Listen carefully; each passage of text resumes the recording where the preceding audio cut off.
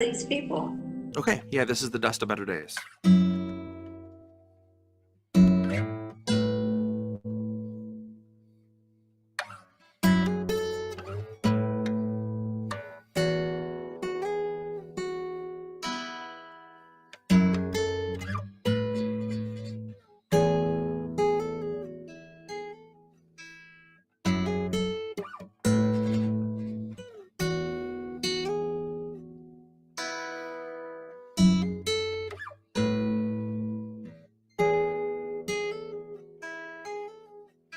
SWAT team took your neighbor today. Watched them as they walked him away. You told yourself extremists come in all different shapes. Met his eyes and lowered your gaze. But is it too late for us to ever change? We're collecting the dust of better days. They're always watching us, but we're never safe. We're not meant to be safe, not meant to escape, not meant to wait.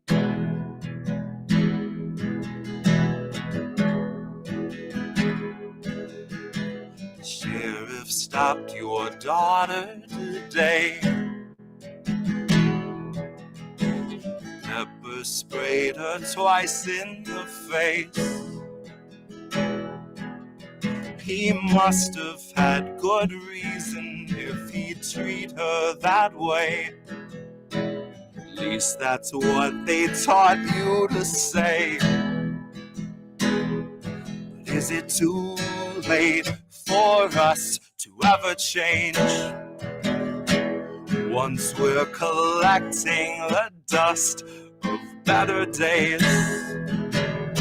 They're always watching us, but we're never safe. We're not meant to feel safe, not meant to escape. We aren't meant to wait.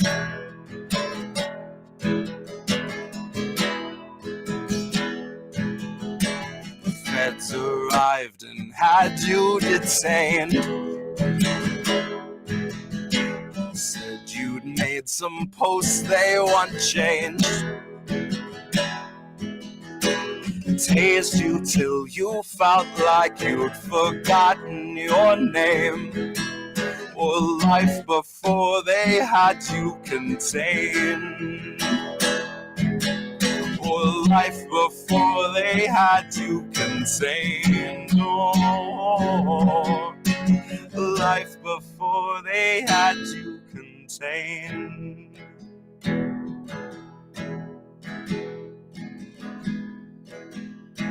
SWAT team took your neighbor today.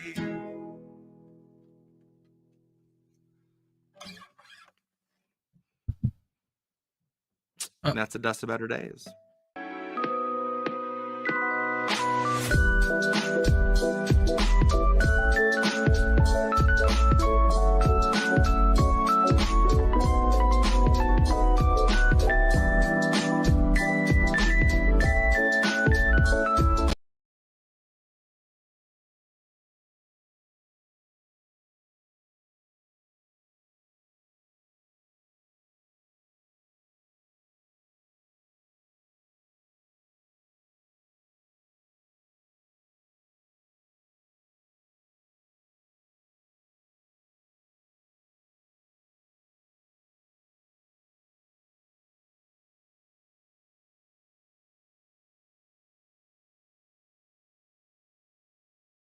No, Indy Left. What is happening here? To check out IndependentLeft.news. The Indie News Network. Indie Left News. Oh, hey, Indie Left. IndependentLeft.news. Great work. Indie Left News. IndependentLeft.news. Independent Left News. Shout out to Independent Left News. Shout out. Oh, what's up, Independent Left? Friend show. Thank you, IndependentLeft.news. The INN, Indy, you're wonderful. I think Indy was onto something. Independent News. Network Indie News. Yeah. What's up, Indie, over on Rockfin? Independent News Network, also known as INN. Indie Left News. I don't know if I would have made it through that 3 weeks without Indy, honestly. No, I was just going to ask Indy. A huge thank you and shout out to Indie Left. No, you know what we're doing? We're world building, Indie. Indie Left News. You were doing the INN recruiting. Indie News. Independent Left News. Shout out to Independent Left News. Check out Independent Left News. At Kennedy News. I see Indy's in the chat. Hi, Indy. Okay, great. Bye. Oh, wait. Bye. Yes. Woo! We did it. We're here. We hit the buttons. We did it right. Wow, look at Mr. Formal over here. Well, it is an award show. Dude is dressed in tux, t-shirt at least. All right. Nice. The most formal of non-formal attire.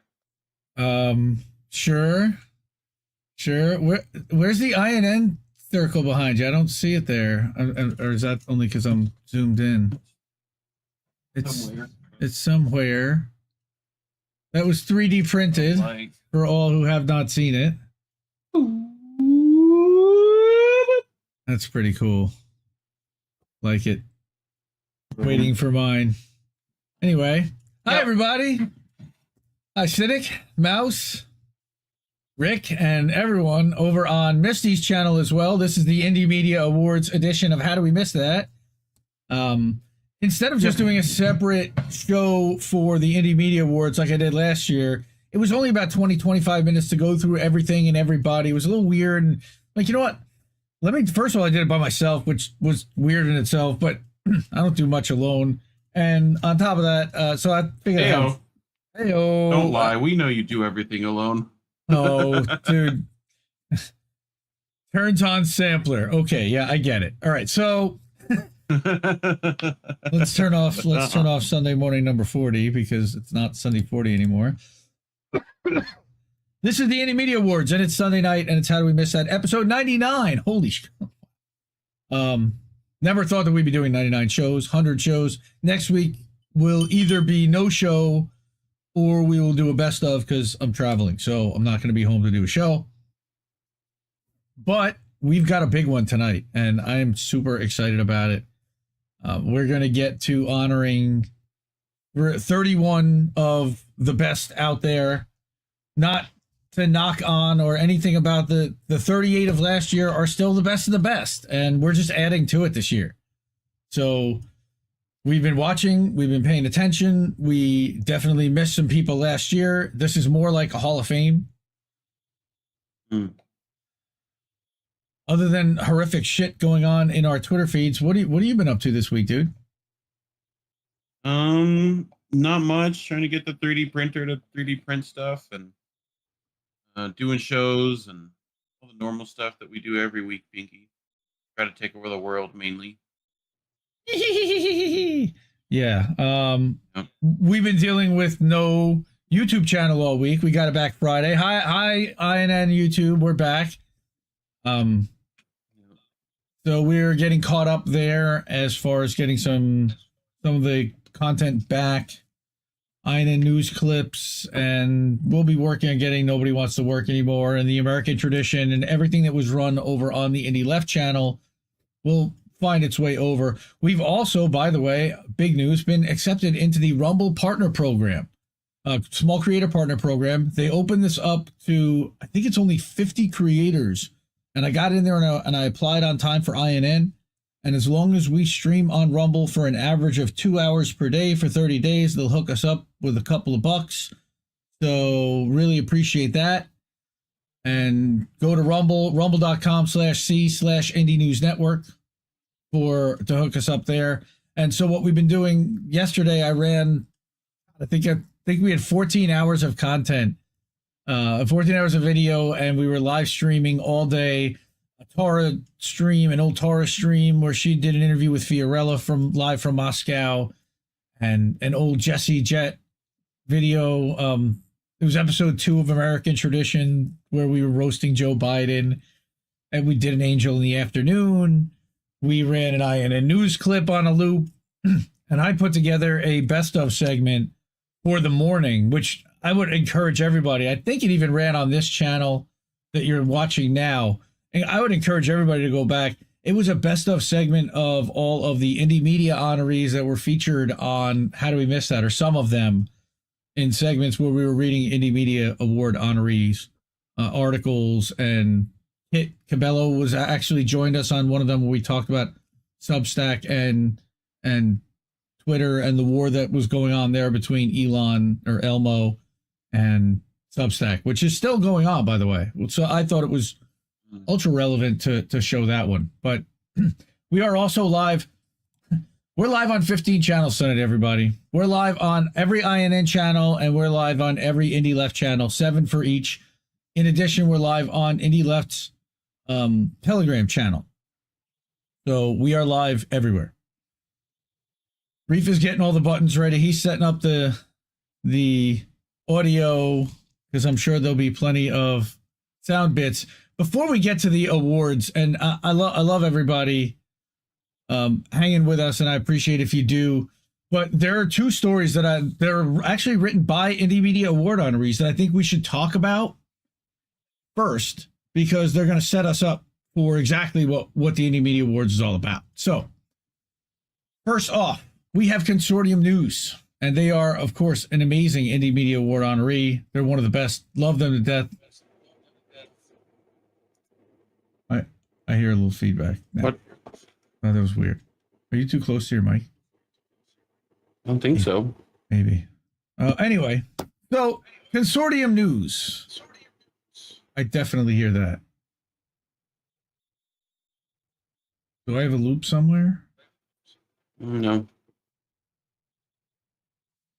Oh boy. Okay, so Consortium News. I get an email on.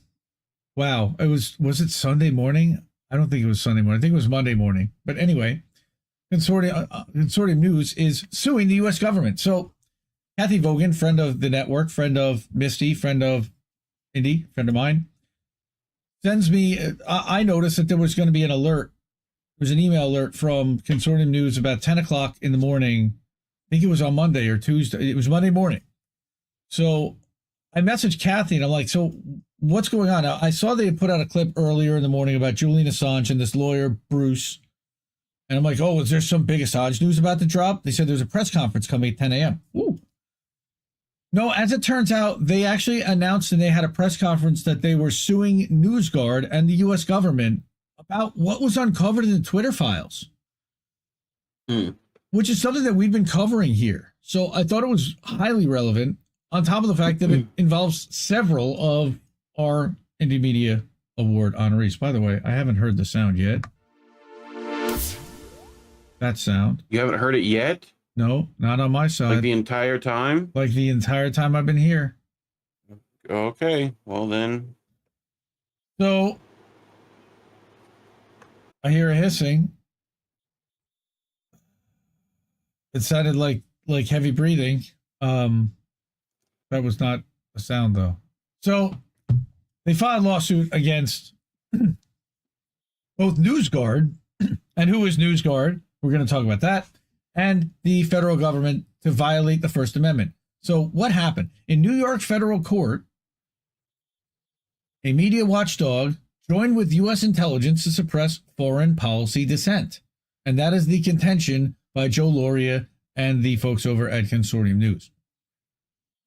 That the U.S. government and an internet watchdog, NewsGuard Technologies, Inc., were sued in federal court in Manhattan for First Amendment violations and defamation by news organization Consortium for Independent Journalism, which is a nonprofit that publishes Consortium News. The court filing charges that the Pentagon's Cyber Command, which is an element of the intelligence community, with contracting... That isn't like the Power Rangers headquarters, Cyber Command? Oh, goodness. I think they have a little bit more power than the Power Rangers, unfortunately. Hey, dude, don't be hating on the Green Ranger like that, bro. Don't be doing it. All right, but... You know? They contracted with NewsGuard to identify, report, and abridge the speech of American media organizations that dissent from official U.S. positions on foreign policy. Great. So in the course of its contract with the Pentagon, we know NewsGuard is acting jointly or in concert with the United States to coerce news organizations to alter viewpoints as to Ukraine, Russia, Syria, imposing a form of censorship and repression of views that differ or dissent from policies of the United States and its allies, the complaint states. Again, that's pretty important. First Amendment rights of all American media threatened by this arrangement with the Defense Department to defame and abridge the speech of U.S. media groups and apparently the speech of Indy. And that's Bruce Afran, Consortium News attorney. And yeah. So when media groups are condemned by the U.S. government, by the government as anti-U.S., and they're accused of publishing false content, quote unquote, because they disagree with U.S. policies. Malinformation. Right? It's malinformation. Dude, I'm hearing feedback in your mic. It's got to be you. You're too close. It's when I'm talking, I'm hearing an echo, which is your headphones to your microphone. Your headphones are too close. When media groups are condemned by U.S. now I don't hear it, or U.S. government as anti-U.S. and are accused of publishing false content, quote unquote, because they disagree with U.S. policies, the result is self-censorship and a destruction of the public debate intended by the First Amendment. 100%, Bruce. So here's what they're contending is that NewsGuard uses its software, and this was revealed in the Twitter files, to tag targeted news sites, including all 20,000 plus Consortium news articles on videos published since 1995, with warnings to proceed with caution. Nonsense. Censorship. Because it's telling NewsGuard subscribers and all the media organizations that subscribe to this garbage crap that Consortium News produces disinformation and false content and this anti-U.S. media organization, even though they took issue with a total of 6 Consortium News articles and none of its videos out of all 20,000 plus. Garbage. The suit comes at a time when many in Congress and elsewhere have charged the U.S. government with using private entities and internet platforms as proxies to suppress free speech in violation of the First Amendment. Yes. All right. Complaint seeks a permanent injunction declaring the joint program unconstitutional, barring the government and NewsGuard from continuing such practices, and more than $13 million in damages for defamation and civil rights violations. And personally, I would be suing for a lot more than $13 million. I think they let him off easy personally. And I hope they win. Sure. Now, on top of it, the guy who is the reason why we even know about this in the first place is Matt Taibbi, and by extension, the controlled opposition and limited hangout that was the Twitter files allowed by Elon Musk and the Twitter lawyers. And look, that was done as a revenge plot against the Democrats. And this is what the result of it is. All right. Is that now it's being let out that the Democrats and the Pentagon are conspiring with private entities. You know, there's another word for that to describe that, if I remember correctly. Reef, can you tell me what that word is? No. Can you?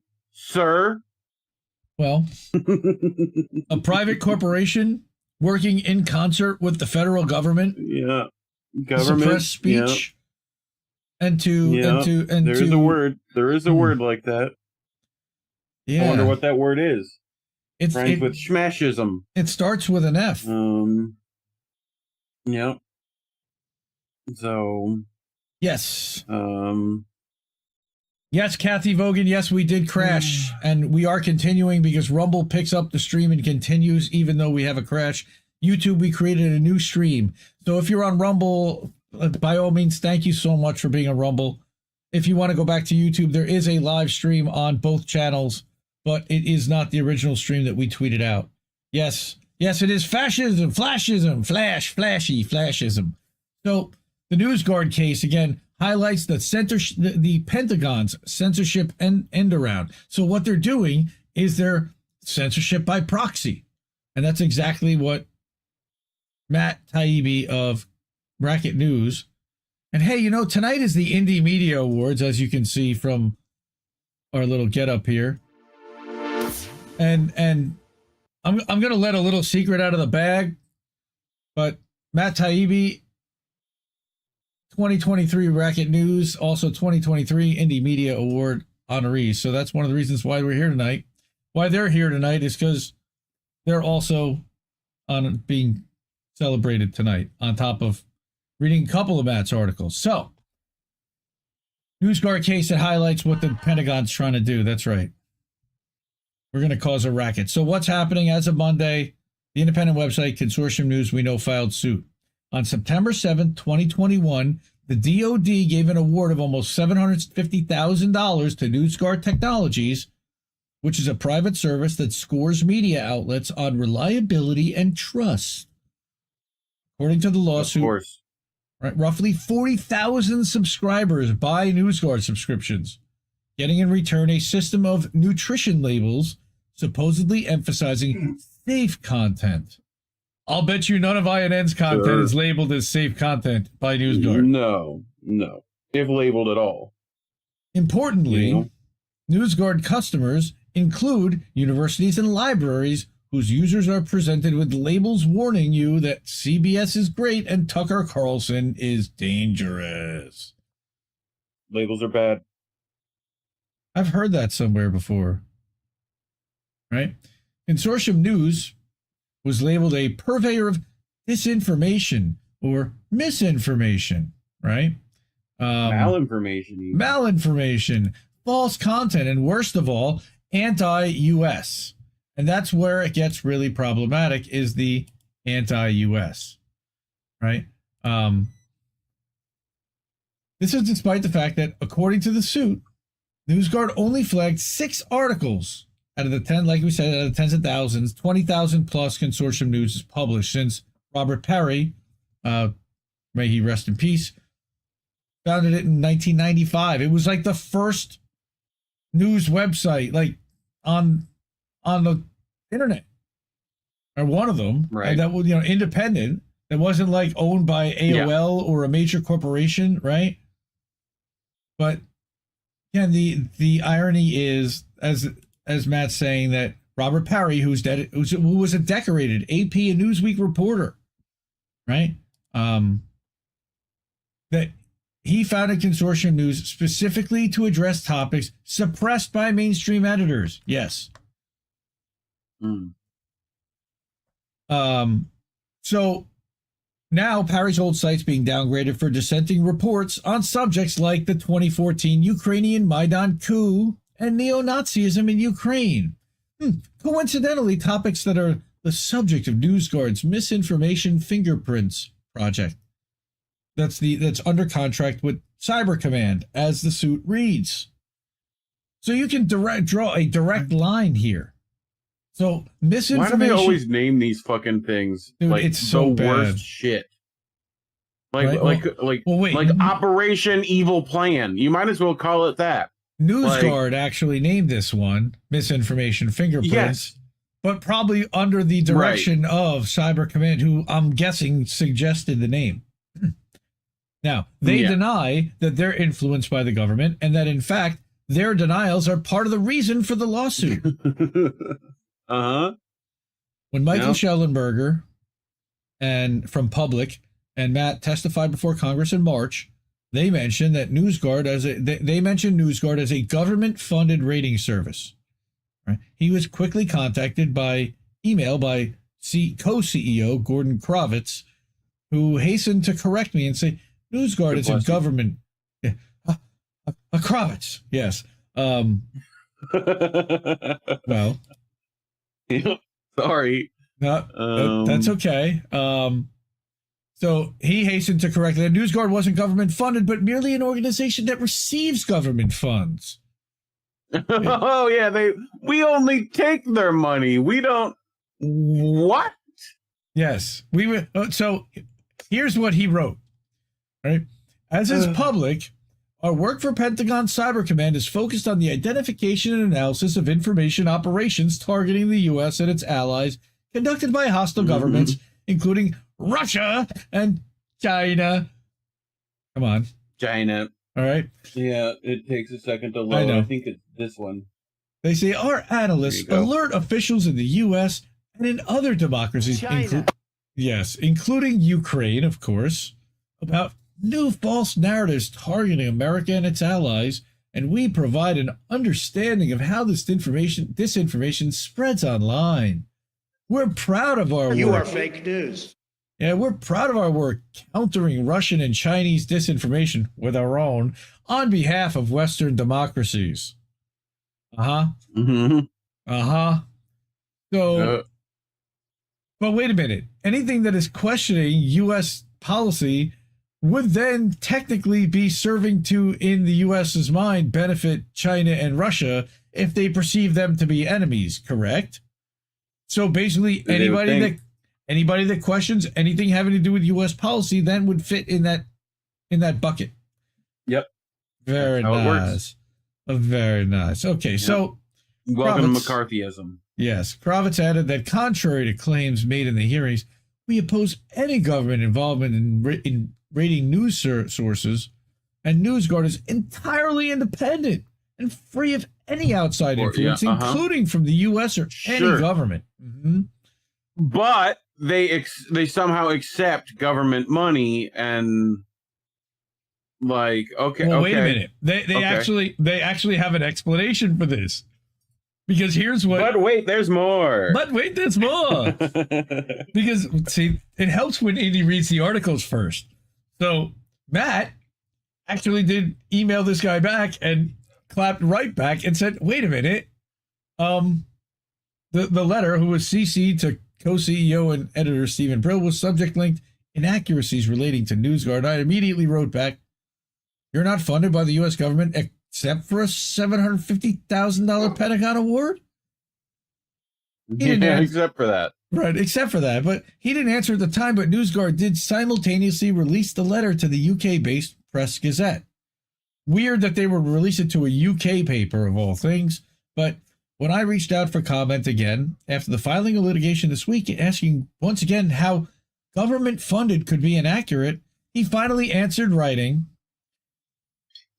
we're government-funded in the same way that Verizon is government-funded, because we've licensed data to the government for a fee, just as Verizon has provided telco services for a fee. So they don't do any interpretation or recommendation or manipulation of that data whatsoever. No. They're just providing it for a fee to the tune of $750,000, right? And he added, the government pays us both for our commercial offerings. Our Pentagon contract is a single-digit % of our revenues. Yes, however, and here he says it, so they're government-funded, just not wholly government-funded. These are the people rating others on accuracy, remember. Yeah.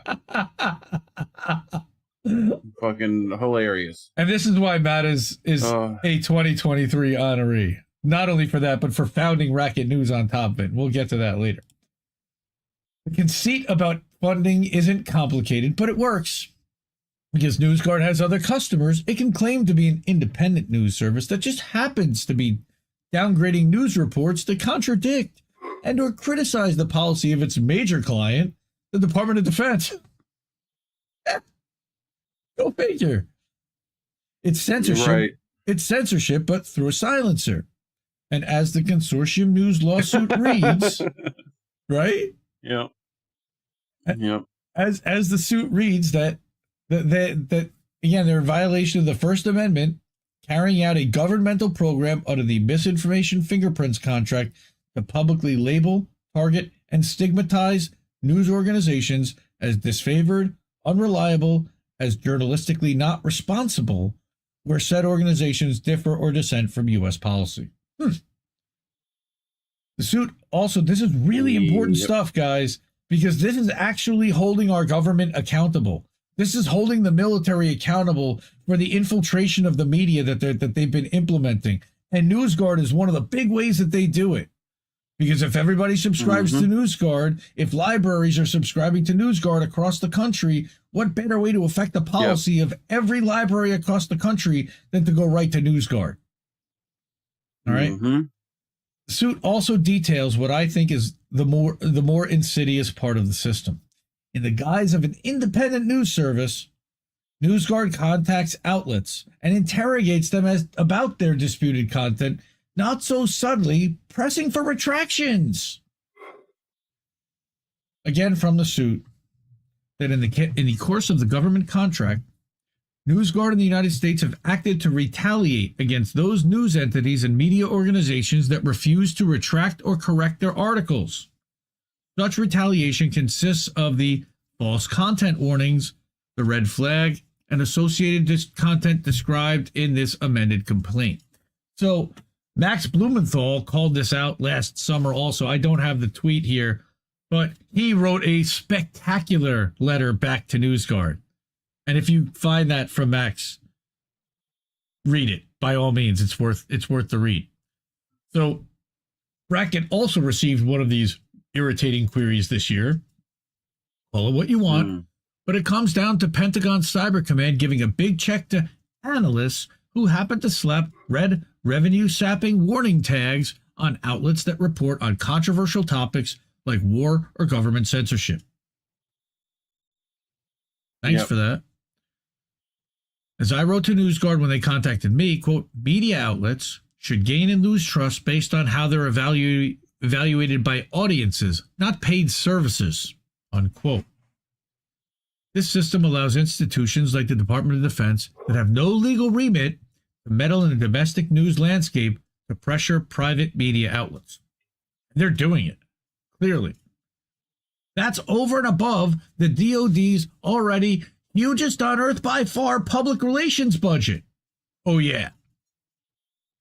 Think of the scale of petty determination one must have to spend over, and I'm going to say this again, $500 million a year on messaging. The military spends $500 million a year on messaging and advertising, and be so dissatisfied with the results that you feel the need to spend more on private services that downgrade independent news critics. It's particularly grating that your tax dollars are spent hiring private services that label news outlets using terms like anti-U.S. State-sponsored impugning of patriotism is a bold stroke, even by the low moral standards of the anti-disinformation era. This is Dr. Evil level shit. Yep. And the Pentagon doesn't care, and the CIA doesn't care. Now, when media groups are condemned by the government as anti-U.S., says Bruce, the result of self-censorship and the destruction of the public debate intended by the First Amendment. And Matt says that he was remiss in not getting this story up before, but he'll have more as the case goes on. Now, I'm kicking Now, Consortium, again, is seeking a permanent injunction barring the government and NewsGuard from continuing such practices. I don't know how you do that other than ending the contract, but do you break up NewsGuard? Do you require that NewsGuard no longer be involved or be sold to any? I mean, I don't know how you enforce something like that, but more importantly, $13 million in damage. The best part of this plan is no one can stop me. No, seriously, I don't know how to stop that other than to shut down NewsGuard. But Dr. Evil kind of put in his evil plan there. Big solidarity with Consortium News. Thank you for doing it. If you guys have a couple of bucks to throw to Consortium News, please go over there and support them in their lawsuit. They're going to need money to take on the federal government and to sue NewsGuard, which is well funded with 40,000 clients, including the Department of Defense alone at 750,000. That's probably larger than most of Consortium's budget for the entire year would be my guess. The money is there. Oh, God. I don't want to hear about her. Here's somebody who responded in the comments that his friend directly lost his job because of this. He writes for an independent, heterodox online publication and was laid off yesterday. His boss said they were downgraded by NewsGuard after they published COVID lab leak theory articles, and they lost revenue and grants directly due to this downgrade. That sucks. Well, he did write for the outlet. Yeah, because he lost his job. Yeah, and this is the consequence that ends up happening from Julian Assange. Yes, this all ties back to Julian Assange, free Julian Assange, by almighty, free Julian Assange. Share the stream out, please, everybody. We got screwed. You know, we had a big crash, and on Rumble it's the same stream that it was, but on Rockfin, on YouTube, on Facebook, on Twitter, on Twitch. I think we're the same on Twitch, but everywhere else that we're live, we are we're on a different link than we had before, and then the one that was shared. So please share that out and help us out there. Appreciate it. All right, I got now, as a postscript to the Consortium story, it got the attention of somebody pretty famous, Elmo, who responded, of course, who quote tweeted the Consortium tweet where they were announcing the NewsGuard thing with one word: interesting. And that tweet alone had 34 million views and was liked by 70,000 people. Now, including me, which is funny, but of course I've got Elmo blocked, which is probably why they took away the like. All right. But you could see Misty saying Consortium News is an amazing outlet. They regularly cover the Assange case, which we're still waiting for you to form an opinion on, Elmo. I love how she never gives up. And I actually just responded with this, which is their page dedicated from the Indie Media Awards Substack page, saying that they're among the best of the best in independent journalism. Thank you. That is our wonderful, and I'm not going to say it again because I don't want to play the sound again. But they're amazing. And Kathy Vogan, Joe Lauria, Elizabeth Voss. They regularly publish John Pilger. They've got Patrick Lawrence, who publishes exclusive pieces there. They publish Kiriakou. They publish Caitlin Johnstone. They publish a lot of outstanding, high-quality journalists. And again, 6 articles that are even in question. The best journalists. We have the best journalists. They're tremendous journalists. 6 articles. People tell me, they say we got really good journalists. Sorry.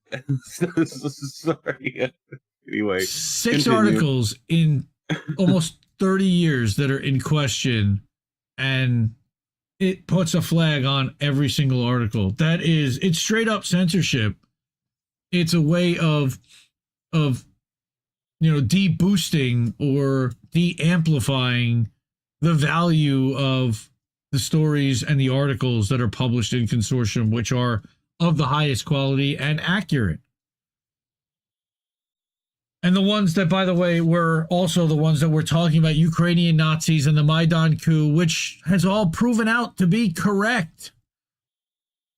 Yeah. So NewsGuard, of course, Bellingcat gets a very high rating when it comes to NewsGuard, as does The Intercept. Bellingcat. Yeah. How about that? Isn't that maybe that's because they interesting? They don't go too hard against the maybe you should look at the anyway. Occasionally they do, but only when they're allowed. Thank you so much to Roar Media over on the Rockfin for the $5 tip. We are over on rockfin.com/IND Left News, as well as rockfin.com/INN. Fight the YouTube algorithm. We got hit on YouTube for saying something that they did not like in a stream title or in a clip title last Friday. And they took away, not only did they take away our ability to upload and stream for a week, but they took away our ability to monetize and to get super chats for the time being, for the next at least 90 days. So therefore, we're going to ask you all to go to a different place to support INN. There's several different ways to do it. We've got patreon.com/Indie News Network. You've got Cash App. Now, Cash App is actually the best way to get us cash right now without any fees to you or us. That goes right into the bank account. Patreon, they take a very small fee. Substack, they take about 10% every month. Substack, IndieNewsNetwork.substack.com is monetized and is available to be viewed, is you can donate there monthly or annually. Rockfin.com/INN, you can donate one time on the stream, or you can subscribe monthly. It's $14.99, and that gives you all the premium site videos for every single creator on Rockfin.com, which is a lot. And if you call now, we'll send you the guaranteed commemorative pin. No. Well, and then finally, we've got Rumble. Hey, how about that, folks? But we've got Rumble too. So rumble.com/C/Indie News Network or C/IND Left News. You can give a donation one-time Rumble rant there, or you can subscribe to the monthly there. There's other places too, but those are the best places to support independent journalism and to support what we're doing to amplify independent journalism and to actually read articles from independent journalists so that people get the real story from the people that are doing the work. And sometimes we write our own stuff too. So I have one more article, and it's also by Matt Taibbi before we get to the awards. And I love this one. And I hate this one at the same time. But I love the title. Matt doesn't mince words. Amy Klobuchar, you suck. Why? Klobuchar. Well, people might have missed this week. Now, look, there's a lot of horrific shit going on. And our news feeds are terrible, terrible places right now. All of us, I think. Yep. And because of it, this story likely, this show is called How Do We Miss That? And the reason why is because of stuff like this. This is a really important story also. And this is more censorship, more nanny state, more Democratic Party-led censorship. It's not coming from Republicans. Republicans have never tried this. Republicans actually love this stuff. They love the ability to say what they want, when they want, where they want, and how. It's Democrats that are... depends on the topic. But, yeah. No, they're not trying... No, even now. Like, I don't see any Republicans... DeSantis is literally removing books. Well, that's true. I mean... You're right. I'm just saying. Even on Israel now... Both parties suck, Johnson. Yes, both parties do suck. Anyway... Yes, more stapler throwing. That's correct, Desert Mantis. So, Amy Klobuchar, what happened here? The Minnesota senator is asking Amazon to censor Substack and Rumble. This is our safe haven. This is our backups. These are the free speech platforms. And he's asking how much more of this can we take? And therefore, again, Indie Left News, Indie News Network, and of course, the Indie Media Awards are dedicated to free speech, to seeing Julian Assange freed, who dedicated his life to exposing the truth and exposing corruption. And these guys are trying to shut down any platform where you could possibly expose truth and corruption. So I thought it was extra fitting that we covered this today. And it is by 2023 honoree, Matt Taibbi from 2023 honoree, Racket News. So you can hit it with a double. We'll do that every time now. So, Minnesota Senator and Hindenburg presidential candidacy, Amy Klobuchar, sent a letter at tip to Reclaim the Net to Jeff Bezos demanding that he enjoin Alexa from citing unvetted sources, specifically Substack and Rumble. No hell is hot enough for this person. Referring to a Washington Post story complaining that Alexa cited Substack, she wrote, quote, "When asked about the 2020 presidential election, it appears that some of the answers were provided by contributors instead of verified news sources." Oh my God, Amy. Amy Klobuchar is the absolute fave of the national media consensus. They love her so much they speak in italics. Oh my God, she's great. She's so funny. She's such the Fast. Have Funny you seen her hair? too. Yeah. Her hair is so nice. A He's cameraman nice. gushed to me in Winterset, Iowa, birthplace of John Wayne 4 years ago. He was standing astride an Amy banner in a diner packed with press admirers who were legion everywhere. The funny legend came courtesy mostly of one joke she repeated everywhere she went, over and over, clinging to the one time Oh, I remember. I wonder how your hair fares in a blizzard. Literally, I remember there it this. is. There it is. Yeah. Tweeting about her looking like a snow woman, and that was what she said. There you go. The president actually sent out a how- tweet. He made fun of me for talking about climate change in the middle of a blizzard, and he called me Snow Woman. Oh, she couldn't be So I happier. wrote back, hey, Donald Trump, the science is on my side, and I'd like to see how your hair would fare in a blizzard. That's the worst part. So I Pause. wrote back on me. Because we don't need to listen to this It's awful. 90 times. It's because just awful. It literally, it's so same cringe. delivery every time. Like It's she so doesn't get the cringe. response. This is like a comedian doing a joke over and over again, thinking he's going to get something different. But it's the part where the science is on my side. The science is on my side. Like, get rid of that. Too much. Just hit him with the punch. Go directly. How does your hair fare in a blizzard? Like, just go to that. Just awful. Like, right? you're dealing with a fucking idiot. Clap Right? back quickly. Don't try to, like, the science is on my side, and it's Oh right my next to God. my pocket protector, and, it's like, Yes. fucking shut up. Yes, you're gonna trust the science on Like- my side. Anyway, so now national press tried endlessly to sell the public on funny Amy, and always was emphasizing her geographic origin as if she were the media's running mate.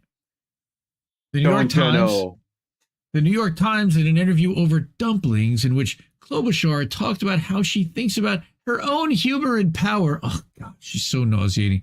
Described her act as a clean, aw shucks approach that conveys her own background as a Midwesterner. She's just a wholesome Midwestern girl. She's going to give you her hot dish recipe, and it's going to be nice. It's going to be very good. You know? Right. So the paper get noted that hot dish out, the tater tots. Delicious tater tots. God, Klobuchar could remember many times when people laughed at her jokes.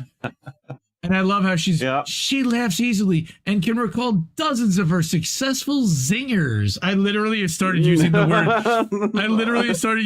zinger this week just to make fun of people. It's such a cringe word. Oh, you got a Zingers. zinger. Ooh, she's got zingers against Donald Trump. Woo! Oh, she's spicy. She's got God, chutzpah. right? NPR did a segment on how Amy turns to humor to distinguish herself among candidates. Oh my God. With Mary Louise Kelly abasing herself with the intro, quote, in the 24-person Democratic presidential field, Senator Amy, I can't even say this with a straight face, Amy Klobuchar of Minnesota has distinguished herself as a comedian. Oh my God. What's the deal with Democratic Party progressives? Huh? Anybody? U.S. News and World Report went with how Amy Klobuchar's humor sets her apart. Like it was literally just a blanket freaking propaganda campaign. She's funny, everybody. I just flew in from Minnesota, and it's boy, like, I'm tired. It's like the current thing. They're currently on Israel. They were on Ukraine before, but here it was all Amy Klobuchar is funny. Yes. All right. Barack Obama gushed at Al Franken, was now Minnesota's second funniest senator. Oh, go figure. It came from Obama. That her ability to, again, savagely deploy a zinger, there's that word again, would be a critical element in taking on Donald Trump. Yeah. Right? Amy is hilarious. And this is real. This is real. He can legislate, but can she tell a joke? The answer is a resounding yes, as in bring down the house. My stomach hurts from laughing. Yes. No. I'm laughing at you saying you were okay. My neck hurts from cringe. My neck is permanently stuck in muscular frozen position from cringing so fucking hard. Yes, they went with hilarious for starters. It wasn't just that that campaign journalism requires every angle to be done to death, killed over and over like Jason Voorhees, Halloween, Friday the 13th reference, but that the press really thought Amy was the best choice. A truth that emerged in the New York Times all-time cop-out co-endorsement of her and Elizabeth Warren. That's not nice. I see what you did there. That's like Klobuchar humor. Look at you using humor. Look at you. Well, aren't I just the funniest guy ever? You're just so funny. Right. They made the best woman win. The paper wrote that Klobuchar would be able to connect to voters' lived experiences, especially in the middle of the country, as the senator talks often with self-deprecating humor about growing up the daughter of 2 union workers. Her Uncle Dick's deer stand. Her father struggles with alcoholism. Like, got the deer stand we put the ice house out down the lake, and we have a good time. America buys this bullshit repeatedly. In case it's been forgotten, here's how voters, Democratic voters, responded to a candidacy with such enthusiastic backing of media establishment. Amy got 12.2% in Iowa and 19.7% in New Hampshire, where her third place finish, 5 points behind. 5 points behind winner Bernie Sanders, was hailed by the Times as a big surprise, a third place finish. Then came Nevada, where she had a volleyball style setup for victory in the form of a shameful last-minute dirty trick. What happened? Intel community I leaks. really was hoping he was going to tell me that was a volleyball was thrown at her head, but alas, Wilson didn't step up to the plate there. No, she was set up for another zinger in Nevada, all right, where she had that, all right, but of course, the Intel community leaks that were linked to the Times headline, Russia is said to be interfering to aid Sanders in Democratic primaries. Even with her lead... That he went along with. That he fucking went, well, we're going to look into it, and there might be... You fucking cuck. Dumbass anyway. Russiagated himself. Even with her lead opponent official denounced as Putin's favorite, she got 7.3%, a distant fifth behind Mayo Pete and Sleepy Creepy Handsy Uncle Joe. Sleepy Creepy Joe. Sleepy Creepy Handsy Uncle Joe. And of course, Bernie sold out douchebag cuck union busting or union strike breaking whatever dickhead. Whatever. See what I tell you, Bernie went to the strike, or now Biden went, and now UAW said, but UAW is another story. I want to talk about that another night, because we'll see what happens when we actually get a vote. But I love reading this part. Some primary numbers that followed for Amy: 3.1, 3.1, 2.2, 1.4, 1.2, 5.6 in her own home state. Mwah! 2.3, 2.2, 2.1. Do you see a pattern? 3.4. Oh, she had a bump to 3%. 1.3. And then it was really embarrassing. 0.6, 0.2, 0.7. You're getting to Blutarski style 0. Etc. Yep. At least Amy Klobuchar's retired her Twilight jokes, quipped New York. Despite a strong third-place finish in New Hampshire, lamented the New York Times when she dropped out, adding that Klobuchar ultimately could not compete with better-funded rivals. That and the promise of a big position in the future and support from Barack Obama, and the promise of him being a personal thorn in her side if she didn't drop out at that exact moment. But I digress. Pokemon go to the polls. No, not for her. The paper moved on to the burning question of what she would do with all 7 of her delegates. All 7. Don't spend them all in one place, sweetheart. We're going to have a pizza party. It's going to be nice. They brought hot dish. You couldn't even give a slice to each one. Actually, you could. Yeah. There's 8 slices of a pizza. Yeah. It's a personal pizza.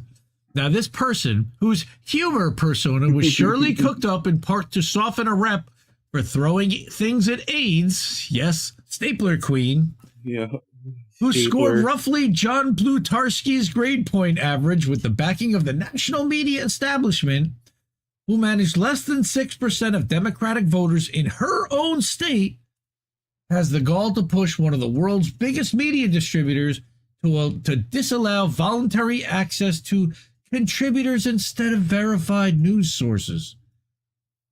Klobuchar wants Jeff Bezos to make sure Amazon's home surveillance robots don't spit out even occasional answers from a wider pool of real human beings, including thousands of independent contributors, like us. The information landscape must be a pure monopoly of verified news sources. Might I also say, fuck you, Amy Klobuchar. Yeah. This senator to billionaire communique isn't illegal because she didn't phrase it as an order or voice the implied threat of regulation, among other things. If Bezos ends up complying, however, I've half a mind to sue, and I hope he does. Like Consortium News, and that's one of the reasons why I brought this up. If Bezos ends up complying, right, so patience is wearing thin with the relentless determination of government figures, whether U.S. Cyber Command or a Minnesota senator, to weed out independent media from the digital landscape. And I'm going to say it for the first time tonight a lot, support independent media. Support independent media, and this is why. It's not enough for them to have 99% of the informational space. They need all of it. They want the whole thing. Yeah, because any other thing, they'd like, fucking, Well, look, their narratives would be challenged. The 1% of us that are out there, the Indie Media Award honorees, you're literally talking about 68 journalists, outlets, and video podcasters, live streamers, video editors, 68, couple of hundred people total. That's it in the whole world. And there's more, of course. Yeah. But those are the verified sources to me. About those verified sources. The list includes, of course, the Bezos-owned Washington Post, which gave Klobuchar the idea by producing the original news article complaining about Substack, a subscription newsletter service. They linked to another Post piece describing this site as a home to conspiracy theorists banned elsewhere. Kind of true, but also not true. They're not conspiracy theorists. They're actually just, they're spoiler alert, guys. Pointing a finger at Joseph Mercola and complaining about a contributor who claimed that Trump won Pennsylvania in 2020. Which he very well may have. I got a lot of questions myself over a lot of this nonsense. And, now we're allowed to finally say that without losing our channel. But yes, there is the Convo Couch. By the way, do a lot of research on the Convo Couch and what they did in 2020. And there are a lot of questions about a lot of the vote. The Washington Post, of course, has serious boulders to whine about inaccuracy here. When, via the Twitter files, Matt himself exposed the Hamilton 68 scam they fell for over and over, the Post with reluctance 69, issued... you mean? 69, yes. Issued minor corrections to 8 reports. Why minor? Because reviewing editors concluded that the paper appropriately reported on emerging research, including Hamilton 68 at the time, meaning emerging research is code for we didn't know yet it was bullshit yet. The Post, but we were going to make actions on the fact that it was real. And they're not going to go back and correct the record after the fact either. Because, well, at the time, we thought it was true. What? Yes, more NewsGuard, more nonsense. This is nanny state bullshit. This is how they're trying to shape and narrative manage our news and the information that all the normies around us that aren't plugged into this shit are dealing with regularly. The crap I'm fed from all the people around me, from what they're being served on corporate news, whether that is, now it's News Nation. And again, that I will talk about News Nation being the corporate media channel nobody asked for, featuring Megyn Kelly and Fredo fucking Corleone. Nobody asked for these assholes to show up. And all of a sudden they're here and you have to deal with them. Another corporate media news entity that's bloviating and managing the narrative. Yep. These morons are the ones that people watch because they've got corporations that spend hundreds of millions of dollars a year on behalf of advertisers and the people who they're trying to influence to push that narrative. The Post repeatedly claimed to be describing social media activity of online Russian bots who are mostly ordinary users in the U.S. and other Western countries. That's actual conspiracy theory that they wouldn't have to admit without Substack, and they have the cheek to seek a ban on us? Yeah, they do, and they'll do it too. These people are the worst. I would pay money to watch them all mauled by bears in a video game. Senator Klobuchar, Mr. Bezos, esteemed editors of the Washington Post, to hell with all of you. Hell yes. Yeah. Yeah. You see a big heart on there. 931 comments. Yeah, please check the online version. Apologies. Yeah, he was pretty angry. And then he said he's going to declare war on Amy, and it'll take whatever it takes for him to get her now and to expose her as being one of the major purveyors of the disinformation complex and the censorship information complex. He published an article, a follow-up to this, on Friday, a Twitter Files extra about how she went too far, even for pro-censorship media, and how, Twitter executives, all right, are cheering. We're cheering when one of the many censorship proposals was put out, but not others. And that's a paid thing, and I don't want to mess up Matt, but he's one of the best. So this is a very special How Do We Miss That? And here we go. So the best of the best. Indie Media Awards. Woo! It is time for the 2023 to reveal the names and the honorees and the additions to the best of the best of the best of the best. So first off, there's a new home, another new home. We have two new homes for the Indie Media Awards this year. First off, we've got a link tree. And the link tree is very simply linktr.ee/Indie Media Awards. Very simple. As things change, as our websites change, as our presences change, as we add social media sites or whatever, we'll be able to update you here. And you can even subscribe to this page for updates.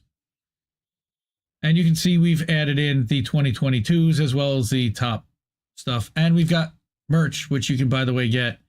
There is stuff with the Indie Media Awards logo on it. You can buy merch right from there. On top of that, close that. You've got the Indie Media Awards website. Now it's on Substack. So we've moved it to Substack. And we now have, here is the 2023 complete honorees list. And we've got 31 names in total. It is live. Yep. Feel free to share the stream. Feel free also to share this list out. This is live and published on indiemediaawards.substack.com. Here is your complete list. I'm putting it in the chat for everyone to take a look at and on all the different platforms. There you go. There you go. Go later because we're going to go through a bunch of it now. And we're going to talk about a lot of these people and why we chose them and why they're awesome. So what you'll first notice is that this complete list, which is at the homepage in the top right corner, right now, we'll be pinning it later. It's got a link to each one of their individual pages. So we created an individual page for each one of these honorees that has a larger image, their photo, their website, a link to find them, and all of their links that we could find. So there's John Pilger, who is a legend, and I don't even really that guy doesn't even need an introduction. I think just about everybody knows who he is. He's published in Consortium. He's published just about everywhere. He's been decorated with awards. And if I remember correctly, Consortium News just gave him their award. If I go to his Twitter, if I remember correctly, right here, he just received the Gary Webb Freedom of the Press Award, in addition to receiving the Indie Media Award. And we definitely, again, Consortium also award honoree. So the best of the best of the best of the best, folks. Next, we've got Ford Fisher. Ford Fisher, friend of the show, friend of the network, friend of Misty. Yeah, that guy does good work. Ford is out there, all right? He started an outlet years ago called News to Share. News to Share also is an honoree, and their outlet we're including because the other people who work for News to Share will also certainly are included and should be honored as well. But Ford goes out there and he shoots protests and he shoots press conferences as a photojournalist, not literally shooting, but a videographer. And I mean, he was with some friends doing some shooting not that long ago. On his Twitter, I saw. Right, but he's filmed every Assange protest that I can think of in DC, for example, and he goes all over the country. Yep. And we're big fans of Ford Fisher. He also was on Misty's TNT radio show back in June. You can certainly listen to that as well. You go to mistywinston.substack.com and you can find Ford Fisher's episode there. Next, we have one writer who we featured a lot this year on How Do We Miss That? And that's CJ Hopkins. Big fan. He's also on Substack Notes. It's not Anthony, it's CJ Hopkins. CJ is currently under prosecution by the German government for publishing a book that had a cover on it that had a surgical mask, and on it very faintly you could see a swastika talking about the authoritarianism that is coming with COVID. You can follow him. By the way, if you are on any of these pages, if you see a name that's tagged like that, you can mouse over it and go to CJ's page right there.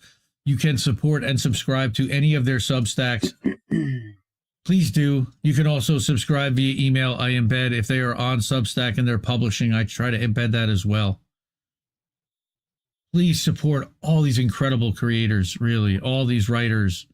And we're just going through the journalists now. There's 4 categories this year. We've got journalists, we've got live streamers and podcasters, we've got media outlets, and there's only a few. We've already talked about 2 of them, which is Racket News and News to Share.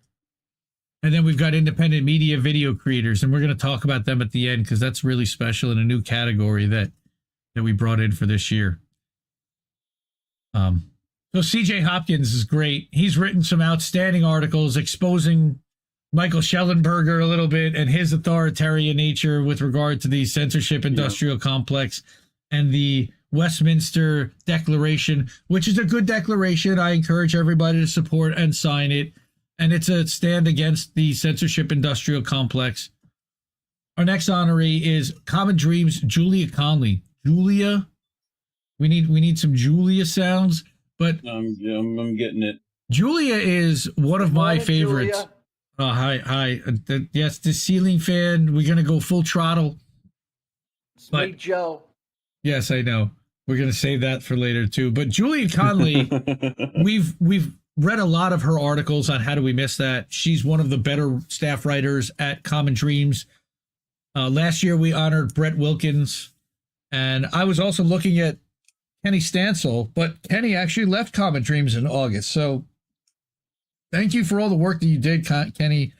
Appreciate and wish you the best of luck at the institute that you're at now. So he's looking at the impact of the revolving door of lobbyists to Congress people and staffers on Capitol Hill. Big fan of Kenny Stansel. So support Julie. Again, all of these people's links are going to be included on their individual Substack page, on their Indie Media Awards honoree page. And they're in the link tree, which is everything's in the description below. Please go click. We want to see those numbers on that website go up. That would be nice. All right. The legend himself. Folks when they ask why, what news do you watch? Right. Show them this. Yeah. Who should I be watching? Who's telling me the truth? Guys like this. All right. Matt Taibbi, Racket News, founder, Racket News. Again, you can subscribe to Racket News right through here.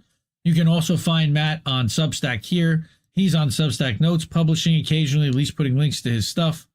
Find him on Instagram. Find him on Twitter. Really just puts links to his stuff when it's not suppressed by Elon. But it looks like Elon's even suppressing links from Racket News again. What a mess that's been. All right. On top of Matt Taibbi, well, not in addition to Matt Taibbi, we have got the wonderful, lovely, beautiful, and fierce, ferocious, relentless Stefania Marizzi. Also friend of the show, friend of the network, friend of Misty. Any more adjectives you could throw in? I have a few more. I have a few more. But Stefania has been relentless in her FOIA request to expose what MI5 has known and what Downing Street was discussing with regard to the Julian Assange case. Incredible work with the Assange case. Yeah. Marizzi. All right, Stefania Marizzi. She's with .it. That's her website, but she also publishes for Il Fatornico. I'm gonna butcher it. Look her up on Twitter. It's Italian. You channel your New Jersey. Channel it. Here's another guy who certainly is incredibly deserving, especially this month, of a top journalist award, and that's Dan Cohen, who's on Captured Media, but he's also a correspondent for Redacted. He's worked in the past with Mint Press and with Behind the Headlines. He worked for Abby Martin and for the Empire Files as a videographer and was in Gaza shooting the footage, I believe, for Gaza Fights for Freedom or with her. He was definitely filming Abby Martin at one point. He was showing some footage earlier today on Twitter. If you're not following Dan at Dan Cohen 3000 on Twitter, please do. He is an anti-Zionist, anti-imperialist Jewish journalist who has spent time in Israel. He speaks from experience. He speaks from a perspective that I share tremendously. And, you know, these journalists put themselves at tremendous risk. They also put their careers at risk. You know, they not just physically, but no outlet will touch these guys afterwards because of what they cover and how they report on, you know, on corruption and on what's happening with the military and on the operations overseas that are inconvenient to the powers that be. Operation Evil Plan. Mouse over it. You can see Dan. You can click on Uncaptured Media to go there. You can also click on this icon there to go there, or you can just subscribe via email right there. But again, please support independent media. It's so important. We need it more than ever. Another Assange journalist and an independent journalist. Now, Tariq Haddad was a mainstream journalist who got fed up with the nonsense and saw what they were doing to Julian Assange and went independent and started reporting on corruption. And we honored Tariq, who wrote a really important piece earlier this year about UC Global David Morales case, and with relation to Julian Assange, and he had footage of how they broke in. Give Tariq a follow, support his work. He's on Substack, but he's not actively publishing. But when he does publish, man, you want to talk about zingers, forget Amy Klobuchar. This guy's got zingers. All right. Big fan. Tariq Haddad, support Tariq. Then we've got Dave DeCamp. Also amazing. Anti-war. Last year, antiwar.com and that's interesting. I need to replace the image here, but Anti-War News with Dave DeCamp is a show that launched last year in a separate channel in addition to the antiwar.com channel, where Dave 5 nights a week goes through the headlines for about a half an hour. And Dave, if you're watching, which I'm betting you are, bro, I know we're independent. I get it. Your website, you got to call somebody. Like, it looks like someone made it in like 1999. That's Connor Freeman and that's Scott Horton. We can talk to those guys too. But tell somebody. Anti-War does have hire a very someone on 90s, Fiverr, something. Does have a very 90s text feel to it. I use it every week, Dave. I literally, I go, I look, your articles, excellent and short. By the way, short articles, you could read them. Like, they're like 4 paragraphs. Yep. They're great. Go read. But like, your website could use a little more zhuzhing, is all I'm saying. You know, there's a lot to it, and in order to zhuzh it and move it to something else, it's going to need a lot of work. It's going to need somebody, and go support them. I'm sure they need money to do that. Now, again, Anti-War News with Dave DeCamp, they're on Apple Podcasts, they're on Rumble, Odyssey, YouTube, Telegram, Instagram, they're everywhere. So follow Anti-War, follow Anti-War News, support this anti-war effort. My co-host Colin in the chat reads his articles a lot on INN News. Yeah, I usually pull a couple. He usually writes in a way that I can do that. So very good stuff. And it's got to razz you on your website. A late addition, and that's at my own fault, but I added him at the last minute to the list because he's certainly deserving, is Sam Husseini, who has been in the White House and in the White House press correspondence room this year. But he's been doing outstanding work as an independent journalist. No, they do not. But he's been doing outstanding work as an independent for 25 years. He's on Substack, so subscribe to him. He's got a link tree. He's on Gab, believe it or not. He's one of the few Indie Media Award honorees on Gab. So I'm happy about this. Again, all these pages, by the way, are public and live at our Indie Media Award Substack site. All right. Now we get into the outstanding independent live streamers, and a lot of these again are friends of Indie Left, friends of INN, friends of Misty. You see them and hear them a lot on Misty's show, and you'll see them a lot in our Substack in the articles that we share. When I used to have a website when I used to have a website that aggregated all the independent media into one site, all these people were regularly featured. And we've got, just to go down the list real quickly, we've got Gordon Dimmack and Shanda Masta from Beauty and the Boomer, as well as Oz the Boomer LaFave. And we're going to show each one of their pages. Gordon, Radical. We've had Gordon on INN. Does great stuff. I think me and you did that interview. We sure did. I was so excited. I was so excited to talk to Gordon. I adore that man. He's terrific. Primo Radical, who does some of the best interviews in our space and asks some of the best questions. JB, Shanda and Oz, if you're not subbed to them already, they do great stuff, like legitimately. Like, that's a great show. Please go watch them. Saturday Night Beauty and the Boomer. They put a lot of work in. But Shanda also does Trailer Park Pundit, and this is why I want to go to their pages so that you can see who they are, what shows they do. You've got links to subscribe to them on YouTube, Facebook, Rumble, Rockfin, everywhere that you could possibly find them, as well as to connect with them on Substack. So that's Shanda, and we've got Gordon Dimmack, who also has a Substack of his own that he publishes to, but he's on Rumble and he's on Rockfin. He's on TikTok. Gordon does a ton of stuff on TikTok, if you didn't know. Of course, he's on Telegram and Twitter. He's on Instagram occasionally, but he does publish here to Substack as well. So you can follow Gordon here. Then we've got our friend Oz the Boomer, who's friend of the show, friend of the network. We support each other, good buddy of ours, but he also is an outstanding live streamer.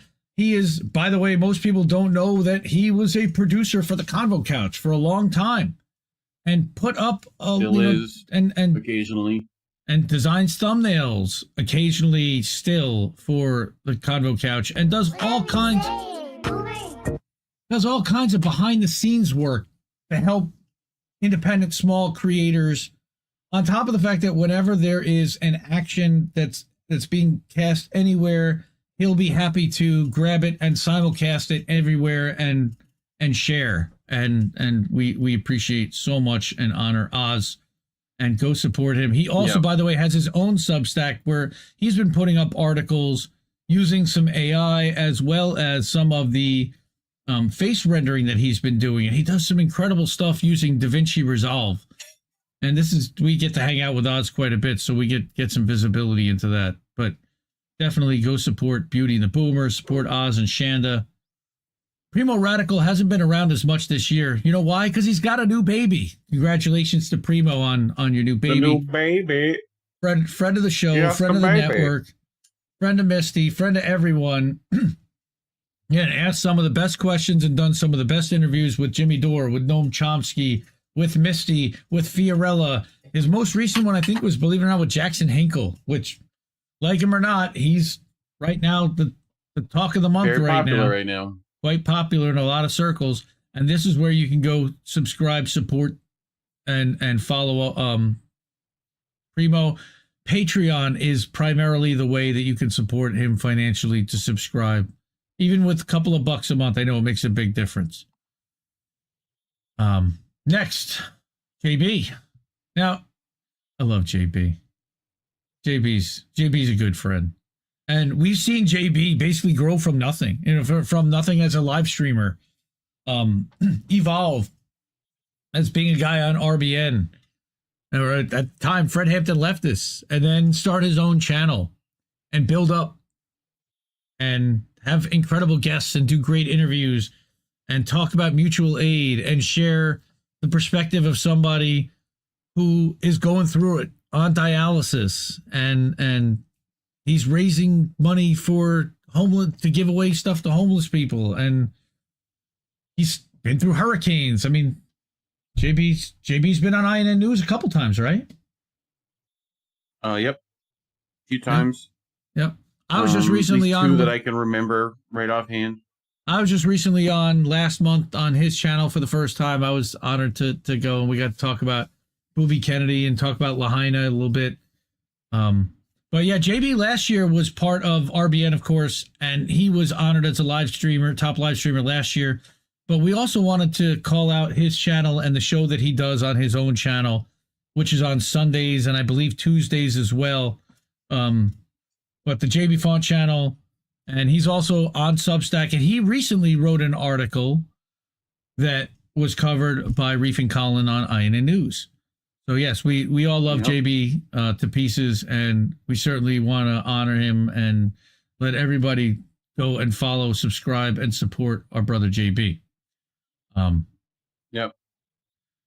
Next we have does a lot of book reviews and stuff. He'll do like live readings of books and stuff. He does book readings, chapter readings, and everything. As Colin said several times, I know JB has been on. I don't know if that's going to show up. No, I don't know if Twitch plugged it. Randy Credico. What did Randy Credico do this year? Well, the last couple of years, well, he sponsored this truck to be driven around DC and around all over. But he just recently, earlier this month, after 14 months, the DC Free Assange mobile billboard project has come to an end. I'm holding the tooth and the tank is empty. And thank you for your service, Randy Credico. He also does the Assange Countdown to Freedom podcast, as well as the Live on the Fly radio show for WBAI. Randy is a lifer and a legend.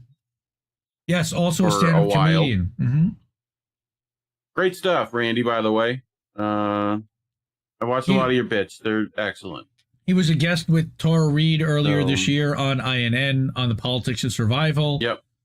He also might be running for Congress as a Democrat, or maybe even as an independent against AOC in AOC's district, New York 14, because he lives there and he cares. Said specifically Dim and then independent, if I remember correctly. Correct. Correct. So again, thank you for your service. please, again, go support Randy. There's all the links to his website, Twitter, YouTube, everything. He even said Kelly Lane, who works with him, also helped him set up a Rumble channel to back up YouTube, because all of us need to be on alternate platforms. And like I keep begging everyone, support independent media. Please, please, by all means, support independent media. The next one is a podcast that most people probably haven't heard of. And this was suggested by INN member Jesse Jett and Cynic. Jesse Jett, super fan and friend of the network. But Political has been a small podcast that's been out there for years, dedicated to music and politics and protest music. And they've had people like David Rovix on, and they featured Jesse and his music quite a bit. And I think Jesse actually even featured one of Political's reviews of his song. It's a bold and powerful hammer is, I believe, the description that they used. But Political is on Bandcamp. They're on Moving Train Radio's Twitch. So when they do stream live, they go on Moving Train Radio. That's their host. And they also have a Apple podcast. So subscribe and support this incredible independent podcaster that supports independent protest music like Jesse Jett. Desert Mantis is saying he has a great podcast. And I think, again, Jesse would agree with you. And that's one of the reasons why we're talking about Political today. So go subscribe and support Political. Then we have an old dog, and he'll hate that I'll call him an old dog because he's way younger than me and in great shape. But an old dog and a legend when it comes to independent media, at least in our minds. And that's Nico House. Nico, who was on INN News earlier this year, he's been on with Tara Reid, also friend of. Look, bro, he's been in Brazil too. You better be careful calling him old anything. Well, he's been hanging around jujitsus and doing his, capoeira on the side. Right. Well, INN. Thank you. So INN is a network that was modeled after the model that Nico had pretty much started at MCSC Network. Sukasa. 4 years ago, I'd never heard of anything called MCSC. And whenever Pasta said the word fam, I used to cringe. I'll never forget. And now look, and look at it now. Yeah, now I can't not say it. Now we cannot say it. They're all Indie Media Award honorees, and we have a network modeled after exactly how they built their fam. In a lot of ways. Is that each one of us has our own channel. We're independent, but we all come together kind of like a super group to make this incredible network, to amplify each other, to share each other's stuff. And that was the entire point and concept behind MCSC in the first place. And I think a lot of the MCSC people already are here. You've got all of Nico's links, but not only did Nico found MCSC, he then kind of turned around and he had a rough patch, and he lost both his grandparents, and we kind of became a little friendly, and he had a tough year, and he moved to Brazil, and he started this organization called Hotspot, and it's blowing up. I noticed it's got over 100,000 followers on TikTok already, if you hadn't known. Yep. But him he's and also Socialist MMA over there doing stuff with that too. He brought Nick over to start doing some videos as well, for sure. Yeah. And but yeah, that's Nico, and we definitely honored Nico for all the contributions that he's made to the independent space. One of my favorite interviews is with Nico. So now I got corrected last night when I reached out to James Corbett, who he's incredible. I mean, if anyone doesn't know James Corbett from the Corbett Report, you need to. He's everywhere. He's on every video platform you can imagine, podcast platform. He's got a Substack, and I would certainly encourage you to subscribe there. One of his most recent Substack articles embedded a video where he's talking about Solutions Watch, and he's talking about the travel ban that's upcoming and how to prepare yourself for 15-minute cities and how to kind of opt out of that whole system and what you can do. Build a bunker. Sorry, no. On top of other things. So originally I had called him a live streamer, and he emailed me back at 3 a.m. He said, "Wow, this is great. Thank you so much. I'm honored." What is he like? Is he like good at peeing? Is that what it is? Well, that was the Jimmy Dore joke, yes. but instead of technically he's more a like podcaster. I haven't stolen that guy's jokes before. He uploads to BitChute, to Rumble, to Rockfin, to Odyssey. He does have a YouTube channel, but they keep getting taken down, if I remember correctly. There's an unofficial Twitter page. There's also a Telegram page. He's, again, all over, and he's also been on a big fan of Nostr and using the decentralized platforms. Nostr, N-O-S-T-R, which is very complicated, but a decentralized version of Twitter. And I'm not really sure exactly how that works, but I need to get more into that. I tried signing up for it. I really didn't understand how to use it. I just need to dedicate some more time to it. I'm old man. I can't use technology. Yes. Another incredible podcaster, live streamer who I discovered only after we got to Rockfin was Charlie Robinson. And he's also in the 2023 honor class of honorees of the Indie Media Awards. And he has a podcast called Macroaggressions. He also contributes to Union of the Unwanted. He wrote a book this year called The Octopus of Global Control. And I've got a link to his book right there. There's always the macro and then there's the micro. Right. I thought that was anti-Semitic, the octopus. Isn't that what Greta got upset about? Sort of, but it's just another a creature becomes a symbol of description of the Kraken. Yep. It's really the censorship industrial complex. That's really he's describing, just like everything else, and how to prepare. He also has a TNT Live weekly radio show.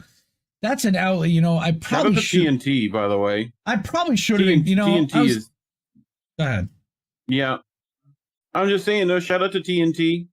The only reason we don't is we're not necessarily sure of funding. But their actions definitely deserve them kudos here. I mean, they've had Tara Reid, they've had Misty, they've had anyone that Misty wants to bring on. A lot of Indie Media Award honorees. Yep. Tons of them. So they do fantastic work. You may not like all their shows on their network, but Yep. They also go hard on say what they want to say. They go hard on the COVID narrative, which I also certainly appreciate. Charlie G is drinking the Kraken now. That's great. So Charlie Robinson, awesome. No, not the Phil McCracken, but drinking the Kraken. And let's go to this other presenter mode here. This guy. I think on this one I can actually put up. Yeah, there we go. We can put those up. Nice. All right. So that is Charlie Robinson. So that concludes our 10 live streamers. Now, again, this is in addition to last year's honorees. So it doesn't take anything away from what they did. They were the class of 2022. This is like a Hall of Fame. So they're still all outstanding. And please support all of them in addition to these additional new outlets. The class of 2022 received awards due to financial complications. We're constraints. Gonna have to ask for donations. Yes, if you want that. Yes. What was your guesstimation of getting all these people awards? About between $3,000 and $4,000 would be my guess. Considering there are 31 or 32 honorees this year, and that includes having to have them made. You paid for last year's pretty much. Yes, out of my own pocket, but having them made, shipped out, and then to ship to me, and then shipped out to all the honorees because we couldn't drop ship them. There were too many. But Off Guardian is one of the top outlets, and they're certainly deserving. I reached out to them and I told them about what's going on, what we do here, and that we wanted to honor them, and they were so pleased. They said that they were going to simulcast this broadcast, so hopefully they are. I offered them anything they needed in order to do so. We are big fans of Kit Knightley and Kat Black, and I really found out about them mostly because of Whitney Webb and originally CJ Hopkins. But they've been doing great work for years, and the reason why they're called Off Guardian is because the stuff you put there that they put on their site you'll never find on Guardian, which is garbage. So Off Guardian, please support their work, their website. They also have a Rockfin channel, interestingly enough, and YouTube. So if they do stream out, Rockfin. They're on Telegram as well as on Twitter X. Again, off-guardian.org. They are one of these outlets that NewsGuard likes to screw with. In addition to Racket News, in addition to Consortium News, Off Guardian has a real hard time when it comes to Twitter was putting visibility filtering and putting warning labels on links to Off Guardian. Off Guardian, we're almost there, guys. We're almost there. We only have 6 or 8 more. All right, back. Good. Siddiq says we're back. Popular information, so we're going to get through this fast. You love saying Bean Boy because Judd Legume left Think Progress. Judd Legume, that was the first time, by the way, OBS has ever actually recovered the stream. Thank goodness. Woo! I didn't want to have to make another one. By the way, if we do go down and crash again, we're not probably going to come back. We will record the rest of this, and I'll end up uploading it and splice it together and upload it if we have to. But thank goodness we're back. But next outlet after Off Guardian is Popular Information. They were one of the very first Substack outlets, and they weren't an outlet. It was just Judd Legume started a Substack after Think Progress went under, thanks to Neera Tanden and the Center for American Progress taking over Think Progress. They shuttered it. Judd didn't know what to do, so he went, and I don't even know how he connected with the guys at Substack, but this is what he decided was he dedicated to publishing 4 days a week. He's now got a team of 3. Tesnim Zakaria and Rebecca Crosby are also a part of the Popular Information team. And they're phenomenal. Occasionally I disagree with the work they do, but they are accountable. They call themselves accountability journalism. I agree with that. They are one of the best money chasers in the business. And they have exposed stories that we've covered more than a dozen popular info stories on how do we miss that? About normally Democratic Party corruption. He also is very focused on Republicans. For example, what was going on in the Tennessee State House and how there was the Tennessee House Speaker was living in a district that wasn't even his own and then getting stipends for travel, even though he was living in the city. He was taking double payouts all over the place, and he caught it. Why? Because that guy wanted to punish and expel the Kentucky or the Tennessee person that was speaking out when on behalf of guns and going after gun control.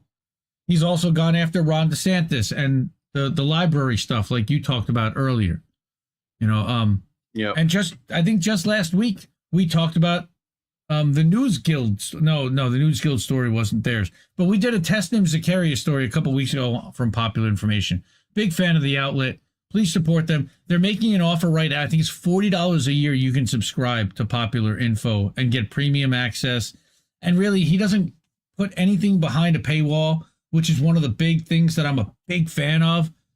Not paywalling your content and standing on the quality of your work. And I reward that. I'm a paid subscriber to Popular Information for that. The other outlet that we're going to honor tonight is the Brockovich Report. And maybe some of you know who Aaron Brockovich is, because if you're older, you most certainly do. I know you like to say, they're called boobs, Ed. They're called boobs, Ed. Right?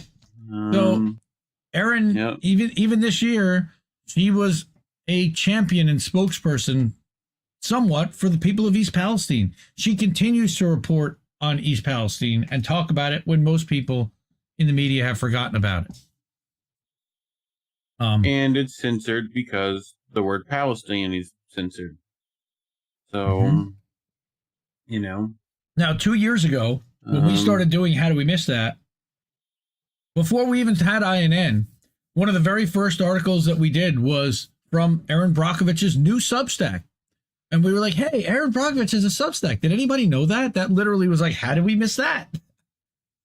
And we've covered a lot of Brockovich Report articles because she's one of the best environmental reporters. Her and Suzanne Boothby, who is the ghostwriter who I think does a lot of the work behind the scenes to help Aaron with the Substack that she wrote. Go to thebrockovichreport.com. You can subscribe to that for free, or you can support. She also has a website, Facebook, Instagram. She's just recently on Instagram, at The Real Aaron Brockovich. Again, just like all the other ones, you can mouse over, see them, see who writes them and contributes, and then you can subscribe right there. And now we get to the final category of the night, which is the video creators. All right, this is a new category we decided to add. Go ahead, brief. No, I thought you had something. So, video creators, like people were saying last year, you know, there's a whole bunch of people that you could include that certainly create media, but they don't live stream. They don't write. What do? They make funny videos that people share all over the place. They make viral cut. AKA editors. They're video editors and creators like Matt, Orfala, Orf, the Orf Report, Racket News, Censored News. He actually put something out today on Racket News. He's a contributor to Racket News, has his own Substack. He's been censored off YouTube quite a bit. He's talked about the COVID narrative. He's talked about Joe Biden stuff. He's talked about, you name the topic. He's been able to assemble a collage of corporate media narrative stuff that proves that when media is trying to blanket push something and exposes that. We first all learned about Orf back in the Bernie. He made a Bernie video that went viral early on for the campaign. And yes, Charlie G also is an incredible, by the way, video creator and editor. I wasn't able to get her on the list this year, but certainly she keeps doing what she's doing. She'll be certainly here in the future. Joe, our brother Joe. And I had a lot of reservations about putting somebody from INN on this list because it's almost like you're giving yourself an award in a way. But while Joe this guy deserves it. While Joe is INN, he kills it. He deserves it. He kind of is on an island, even though he puts a lot of stuff out that has the INN logo on it. So I don't feel guilty in including him in this group because he is one of the top video creators. He's helped us make videos about Chris Smalls. He helped Brief and Colin make the intro video for INN News. He's helped me make intro videos. He actually put the original one of the indie Stitch Assist videos or the INN video. Joe's awesome. So follow Joe. Joe's also had his Twitter taken away a few times.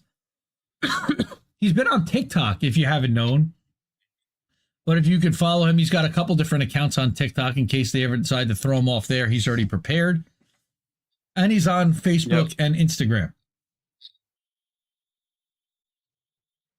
All Joe's links are here on this Substack page. Another good special mention, Micmac Pollen. This is a video maker. Does great stuff. Misha, yes, for sure. Misha. Yeah. Misha and Charlie. Producer just a couple for names the Jimmy Dore show. Look, man, we don't get everybody every time. It's not a complete list of everybody. We always are missing people, but these are the people that we have consistently over next time. Year. Yep. Case. Happy birthday, Case Study QB, who's on a cruise and he's out of touch right now. Right. Also, right. Joe made the Powerless video. Thank you, Cynic, for that reminder. Yep. But Case Study QB, you know, somebody said to me today, think it was Colin. Case. What about Case? Well, what about Case? Case does the hard work of watching the corporate media channels and clipping the segments that nobody else in our space wants to. The thankless job of doing that. And we appreciate and honor that. His clips are used on a bunch of different indie media award channels like Hardlands Media. I know Kit shouts him out all the time. Stabby Shabs as well. And Case has been a contributor and is trying to change the narrative as an independent as well. A couple years ago, he came to us with an idea called the political gauntlet that he'd like to see candidates run through and a series of questions in order to gain what their policy positions are on a bunch of different issues that he liked to call the gauntlet. So big fan of Case Study QB.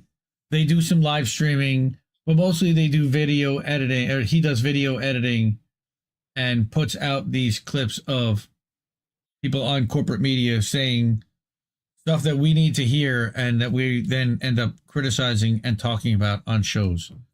So I want to give him a shout. Follow again, YouTube, TikTok, Facebook, Instagram, also on Substack, but not publishing yet. Now, this is a guy who's incredibly humble and said, there's no way I deserve one of these, but yes, Turncoat Don, you certainly do. Don has made some awesome videos. He made the videos where he puts independent personalities and splices them and superimposes them as if they're appearing on corporate TV. And that's one of the many things he does. Yes. He also talks about, he spliced stuff together. Big fan of Glenn Greenwald, Taibbi. Versus series he's done. Right. If words were violence or whatever. If words were violence, where the one opponent is getting smacked up all the time and it's a knockout, a fatality by the end of it.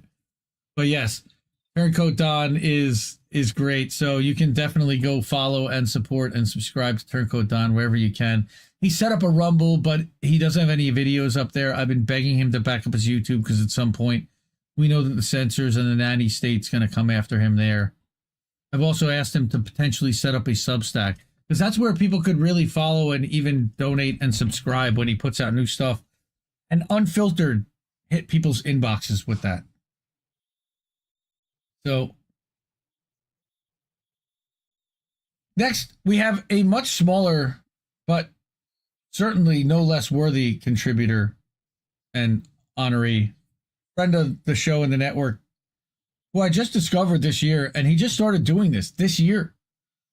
He just finished episode 39 of the Independent Review, and his name is Ryan. And what Ryan does, I have a real affinity for, because he kind of takes the concept of what I was doing at Independent Left News in aggregating the best of independent media. He's doing it with video.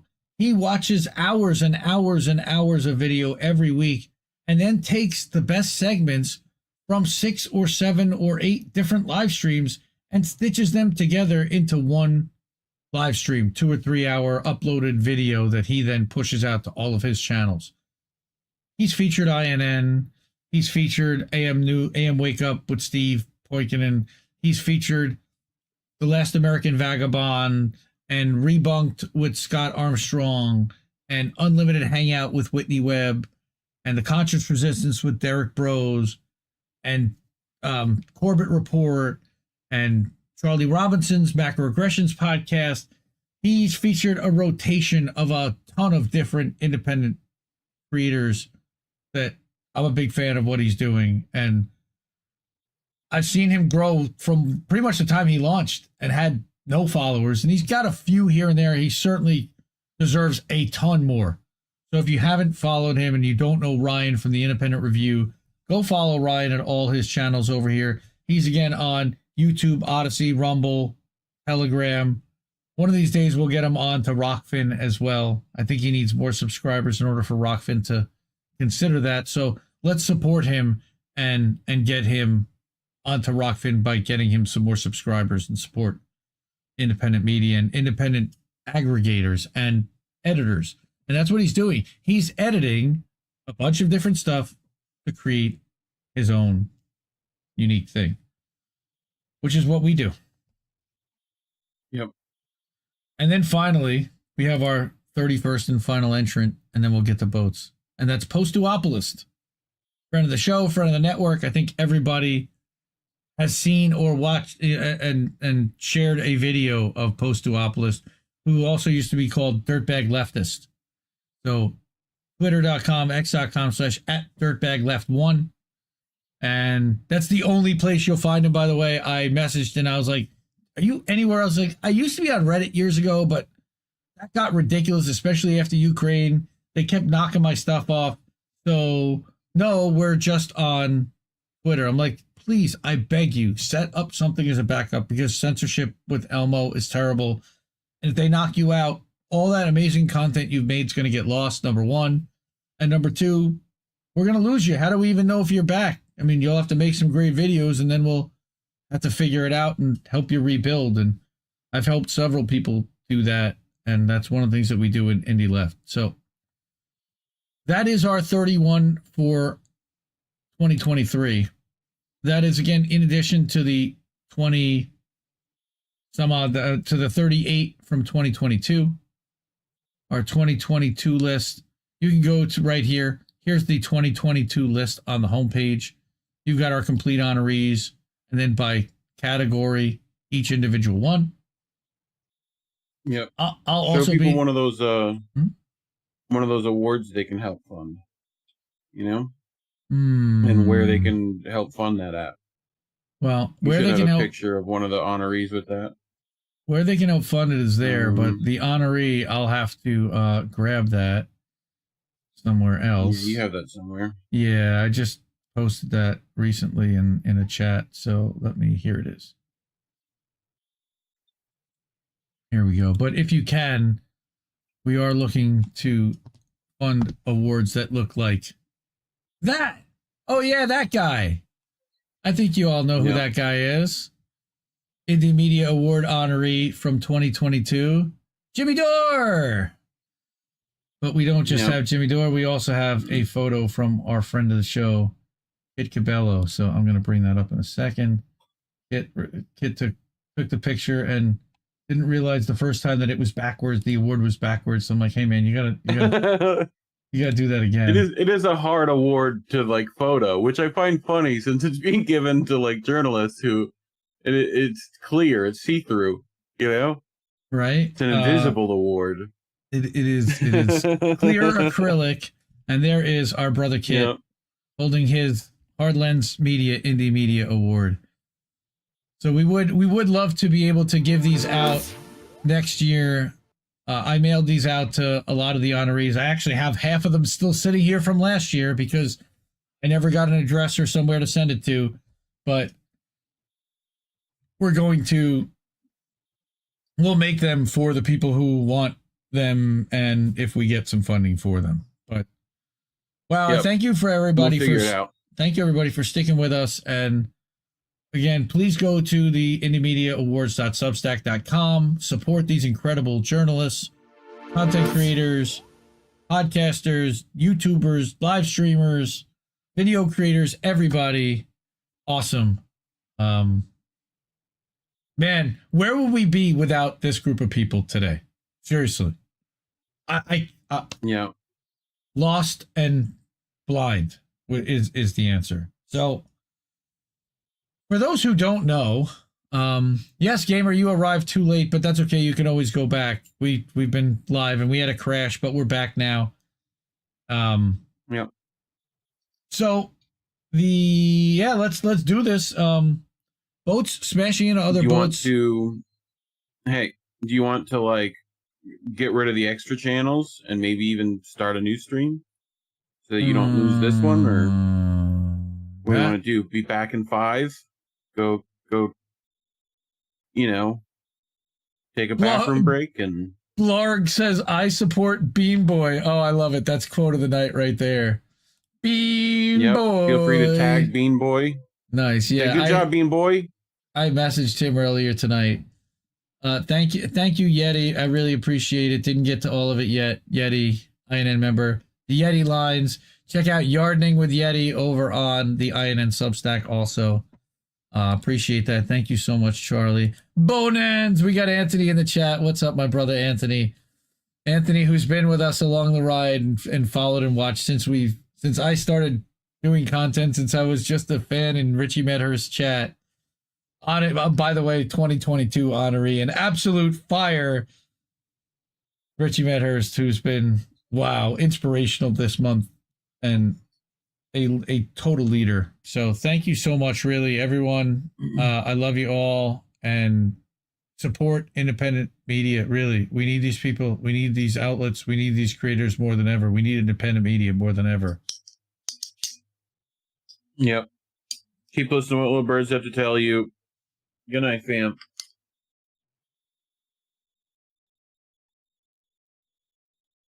Mwah. Ciao, baby. Indie News Network, collaborative family of independent content creators. Co-hosted normally by me, Indy. I'm founder and editor of Indie Left News and Indie Media Today. I got Reef Breland sitting next to me. At Kennedy News. Is Andrew Rivera on The Handsome Cynic? Politics and Survival. My name is Jesse Jett. It's American Tradition. What's up, Space Monkeys? Welcome to Political Fight Club. I'm Robert Durden. I mostly make art for INN. Big Man Crab Joe. Keep up those great videos. Hey guys, it's Yeti. Coming at you. Hello, my name is Misty from Blue Moon Red Wine. This is Chris Legion.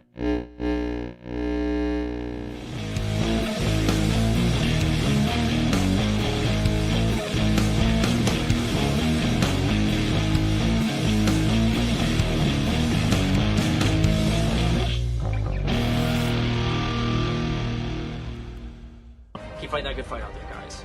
I'll talk to you later. Who are these people? I think I liked it better being blind, when I couldn't read between the lines, and when I couldn't see the cracks in the structure that lay bare before me the whole time. I think I liked it better back when I suspended disbelief and swallowed pride. I thought I knew the difference in the red from the blue, but they both bleed us so dry. They both bleed us so dry. My favorite songs don't hit the same way. I get to the end of a 4-minute track and I'm only looking back thinking, what did they actually say?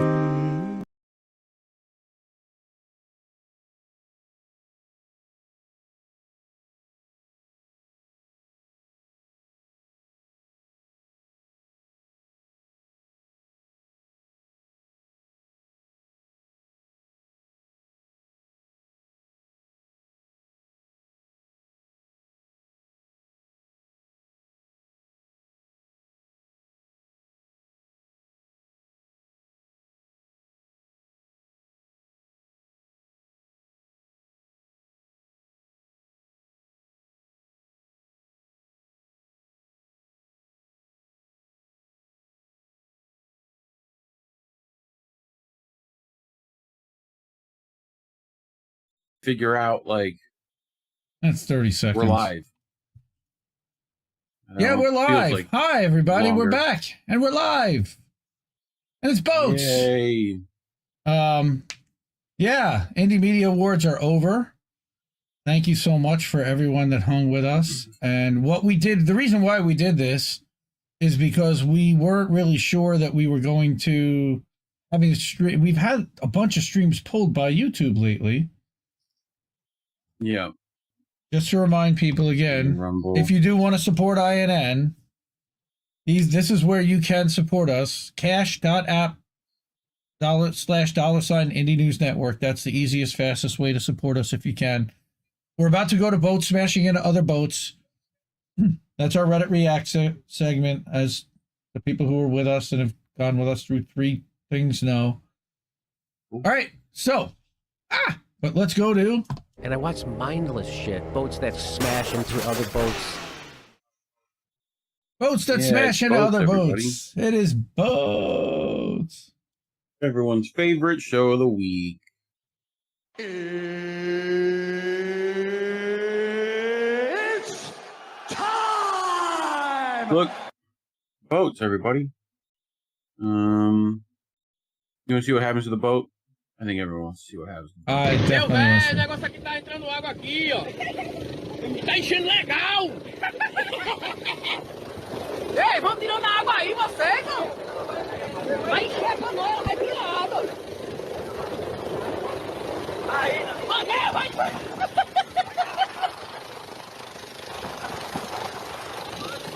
Olha, mover. Bro, the cooler's getting wet. Yeah. I'm sure whoever knows Brazilian in the chat, they're trying to tell him. It's gonna get. Whoa! Hey! How? And now we're swimming. Woo! Swimmy swims. That Stay thing's with the floating. boat. What? How? Why? I would. Mangroves.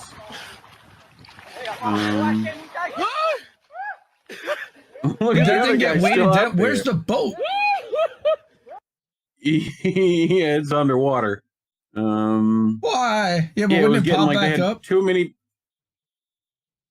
Not filled with water. I mean, kinda depends. Some boats do, some boats don't. Normally, capsizing or whatever, if they go upside down, you can like flip it. Yeah. The issue is the weight of the water is now on top of the boat. Mm-hmm. Look what else I got. Look, this is what your homie hands for you to partake in. Is Tic Tac. É fofo, fofonho. It's Tic Tac. You put a little weed at the top. A little joint in there. Hey, little ticky tacky. Wow. You ever try a Tic Tac on weed? You ever on weed? Yeah. You can put your weed in there. Look, Nice. it's Halloween's. Look, you can pick yourself up one of these. I think this is MJ Spookums. Arsenal again. Spookums. With the spookums. With the spookies. But anyway, this goes over here. Look, this is how you keep your lighter from being stolen. You just do this. Yeah, the problem Now, is once it dies, it dies. is there a way Yeah. to refill that? I doubt it. This is, I think, if my stoner brain is adept enough, I think this is a Bic Mini. I think it's a mini Bic. Is that I don't think you get a full-size Bic in here. Is that the same brick that the guy brought to the UN, the Israeli guy, this week? Maybe. This is Might the be the same brick. Oh my goodness. This is the brick that was thrown at us. So we had to rocket them back. Anyway, good news, everyone. Cows that ate hemp produced milk with THC and CBD. So... medicinal. I mean, I'm not saying, but I'm saying we could totally have this happen as a thing. Hi, cows. Like, yeah, but also then their milk would get you high. Isn't that nice? But this is how we save the planet. I'm telling you right now. I don't drink cow's milk, so personally, no. Sorry. Yeah. No, you don't drink cow's milk? I'm sorry. What is that? Not halal? No, it doesn't. Anyway. It does awful things to my insides. Samaj. Ma'am. What are you doing? Wash the dishes. I just taking a picture of me. I'm not taking a picture of you, but you making a mess. You got water everywhere. You got shoes on, though? I got shoes on, though. What that mean? So, go there and clean up. I just like his ma'am. Samaj. Ma'am. What are you? Ma'am. So polite. Samaj. What are you doing? Samaj. You will get Samaj. water everywhere. Samaj. All right, here we go. Sometimes I like to turn on movies that are in Spanish, and then my kids look at me all confused and wonder why they can't understand it. And I say, well, I don't know why, but you're probably just tired and you need to take a nap. And And then when they wake up from their nap, I take the same movie and put it in English, and they think that they're all better.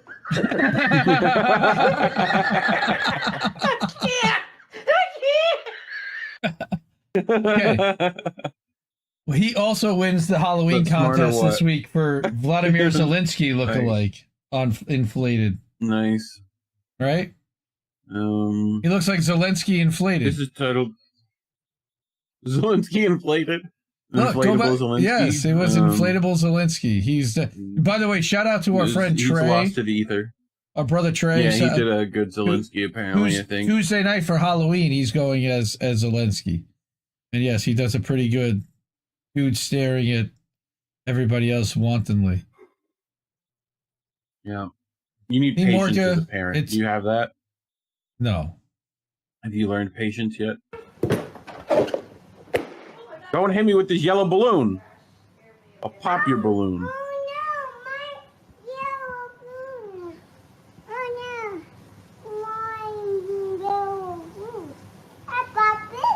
I popped it.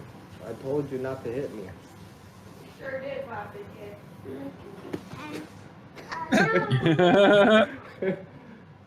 At least you still got your red one.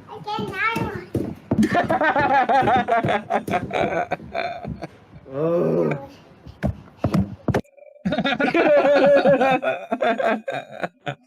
Nice. Yep. I feel you, bro. Wait for it. Wait for it. Oh God. Come on. You got it. You've already done it 3 times. He's got a helmet. Oh.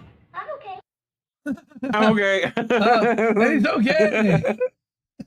I'm okay. He's okay. The picture of being okay right there. I'm okay. Okay, next one. All right, you ready for this leg kick of the century? Ready for this? Wow! Whack! Oh! Oh! Oh! Ow! We've seen that one. It wasn't made like a paste and it was on everything. So. Oh! Oh, you fucking asshole!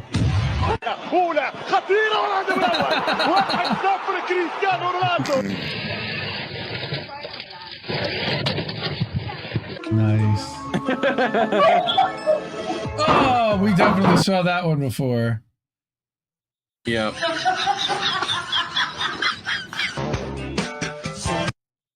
Why does it have music? No. Bad. No, we are not here to have some fun.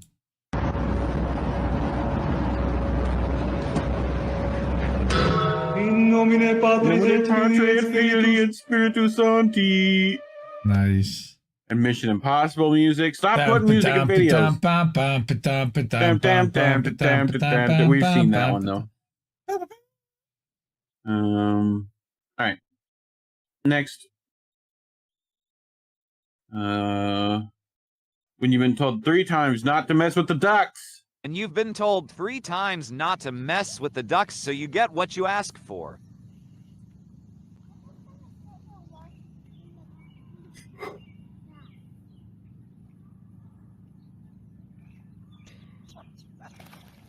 I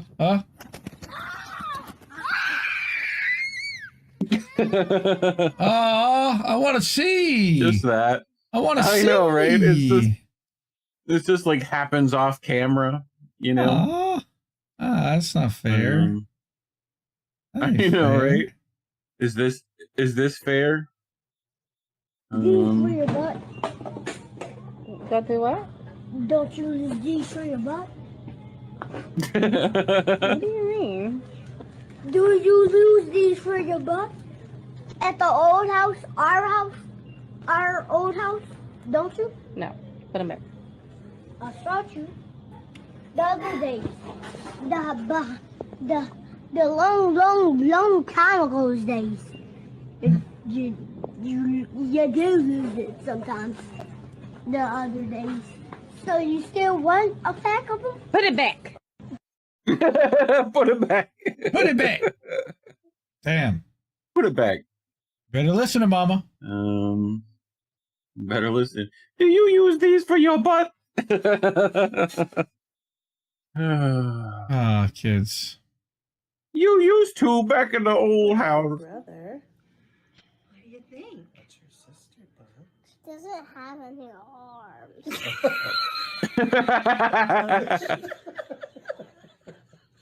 Well, I got that on video, y'all. She doesn't have any arms. technically, Yep. You're correct, sir. you are correct, sir. Get one of these for your kids. These little floaty toys. Once, yes, we got one, and it didn't even last a day. It didn't even make it a day to fly. And wow. Holy. What? The bird took it? Oh no. No, the air current. Barry! Where is it? Oh my god. I just see blue, it's gone. It went to space. Excuse me, my fairy people need me. Here we go. And fight. Knock it out. You can't hit me back. Oh, you want to jump my cousin? What's that in? Oh. And she's out. She's out. Looks like Tyson Fury. Damn it, you beat me to it. You son of a. You beat me to it. Quicker on that. Yeah, a little bit. Beat me to it. A little bit. That's all right. You can have it sometimes. Here we go.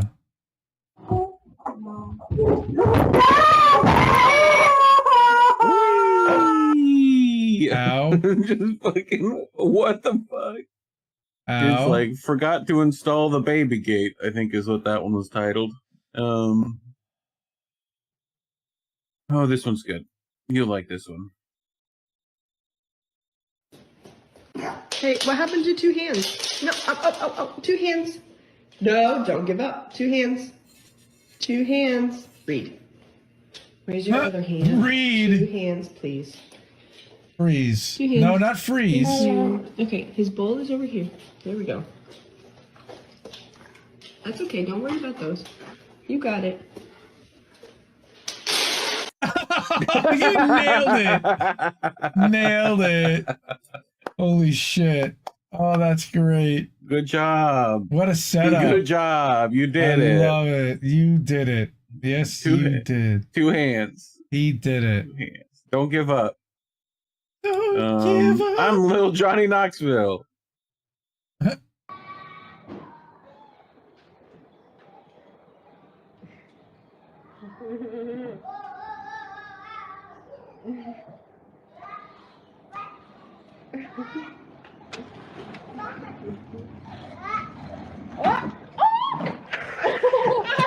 Down goes mommy. Oh. Let's see the slow-mo, Colin. I love it.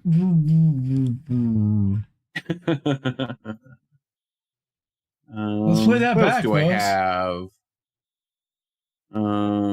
Tafala. Look, it's Tafala. Ready? 1, 2, 3. Happy birthday.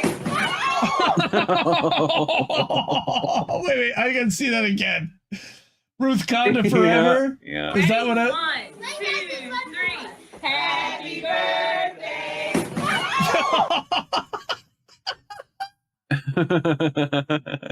Somebody didn't lock the table legs. Is that what it was? Oh yeah, that's a folding table, 100%, bro.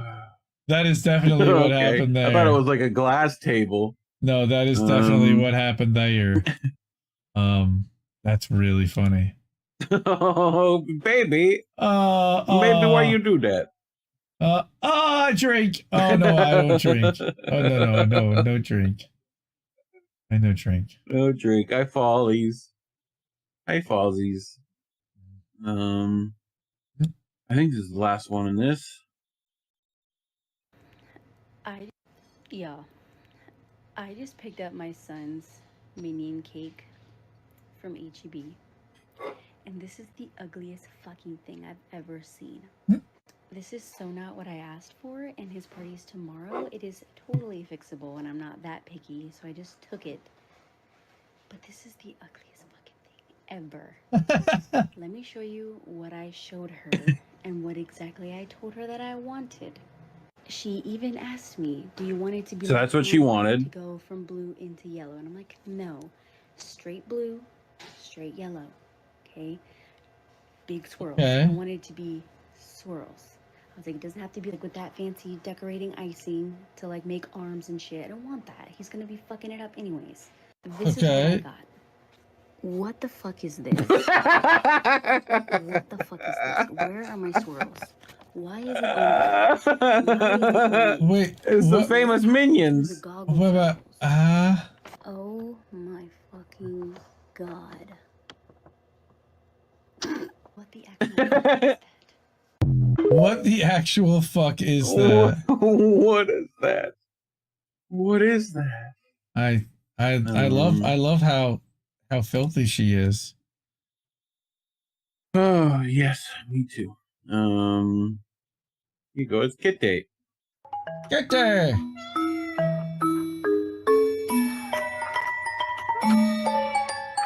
Look at him.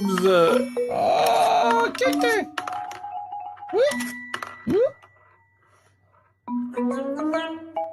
I don't know what this music is. It could be copyrighted. I'm sure it will be. I hope not. I'm sure it will be. I figured it was plinky plonky enough to be free use, or you know. Oh no. No.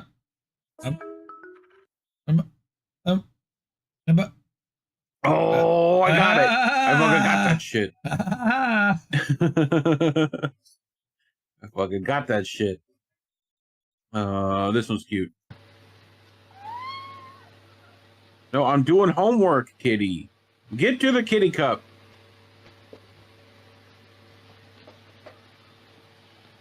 Aww. Okay. Aww. Oh. You got. Where do I put my head? Where do I put it? Dude, that thing is taped there because that cat likes to go in there. You know that, right? Yes, of course. Look, bro.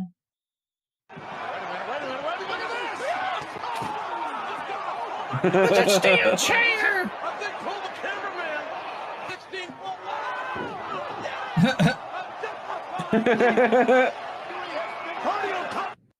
Oh, this is cute.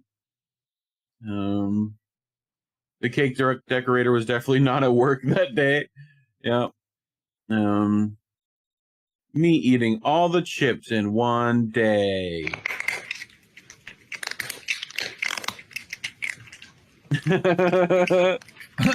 Yeah. Nummies. You like the sound it makes. What are you eating, Kitty? Walnuts? Something. Glass, I guess. Okay, Cynic is a kitty lover. Look at the cute. Oh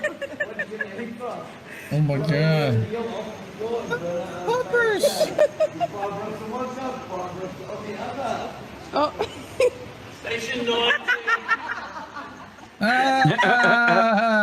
He put it on his snout. He brought the cone. Oh. Like, is cute. Give me the cone. Bro, it's a scary movie. They're coming from inside the walls. Estoy loco. Estoy loco. Why is that? Why is the cat in there? Estoy loco. Like, that's where he hides all his stuff. Oh, that's where it is. It's the catnip board is back there. I take it. Look, monkey. Oh, the monkey. What? Backflipping monkey. Monkey.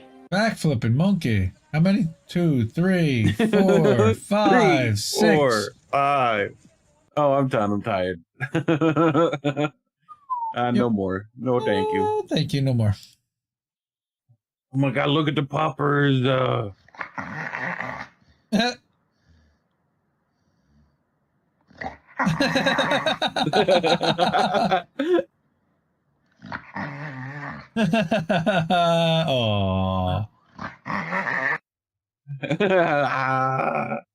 Yeah. That was very cute. Little velvet hippo. Look at him. Boy. Bro, stop making fun of him like that. You're not allowed to make fun of him like that, kiddie. Stop it. Stop doing it. Why? Why are you doing it? Why? Look, another kitty. This one can talk. What'd you say? You're cold. Wow. I'm cunt? You're a cunt? What? You're fine. No.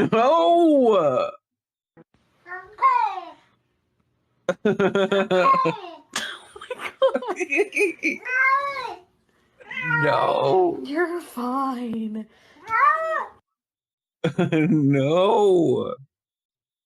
Why?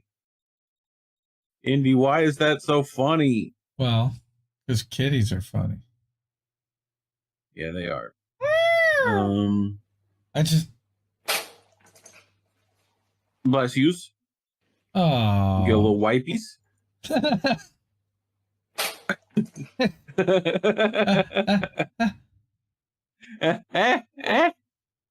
Chewies. Bless you, kiddies. Here you go. Blue. Blue? Like Bluey? Like the show Bluey? Doughy blue. Oh, that's 2 dogs. I didn't even see her. That's a fucking short corgis. Where you going? Huh? Where you at? What are you, swimmies? Are they riding? Yeah, I'm going. Are they riding a bike? Running fast. I think they're riding a bike. Or out the car window.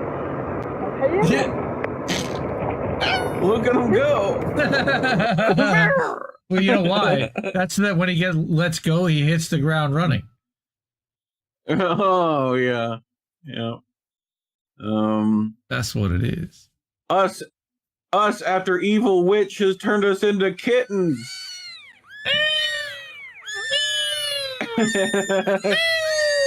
Oh, dude.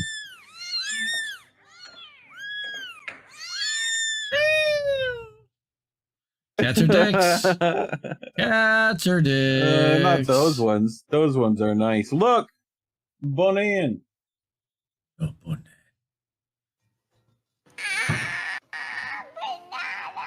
No, stop with the bananas. He takes the whole bunch, bro. Of Look course at he does. him. What is that? What is that a is that a cougar panther? What's with his ears? Is that a cougar panther?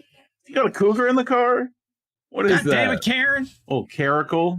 Damn it, Karen. I think.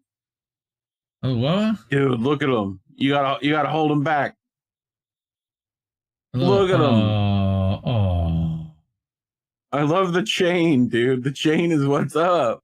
That's hardcore. I love that so much. Yep. That's legit. Bam, bam, bam, bam, bam. Yep. Here we go. Bro's got allergies, bro.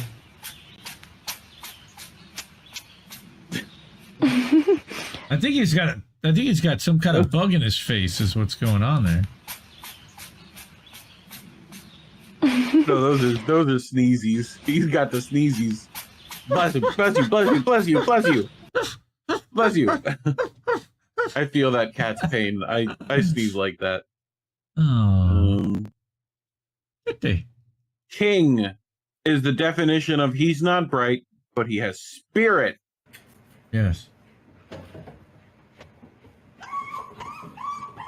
Come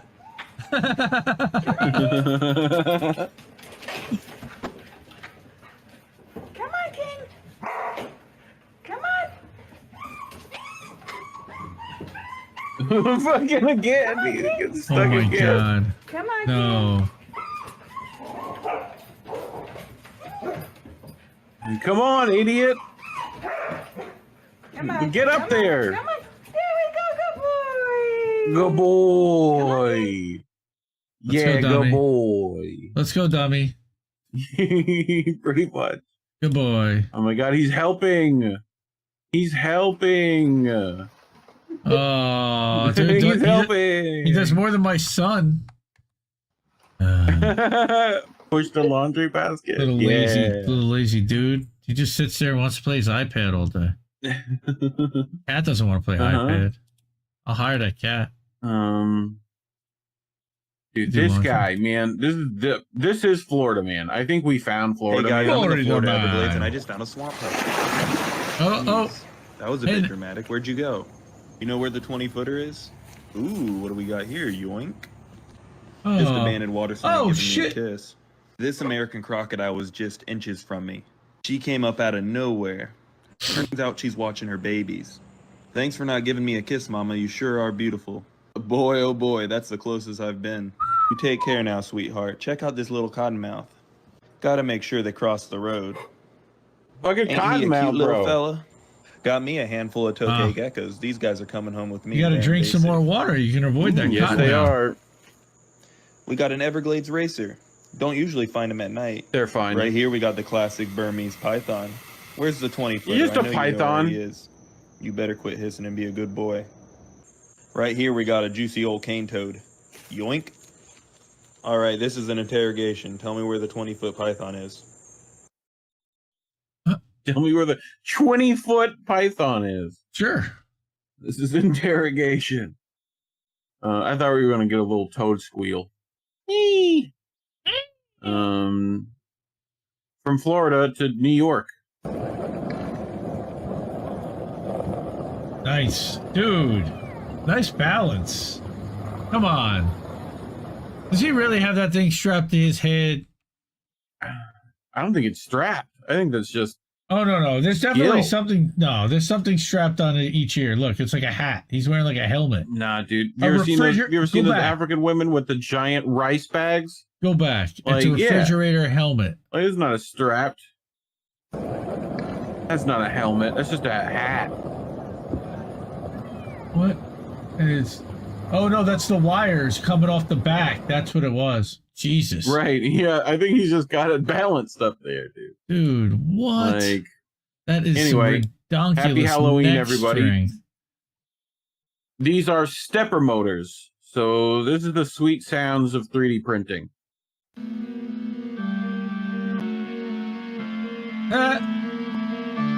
Don't get us taken down. Dun, dun, dun, dun, dun, dun, I don't think so. Dude. It is like, I just like seeing the it little is like dude. You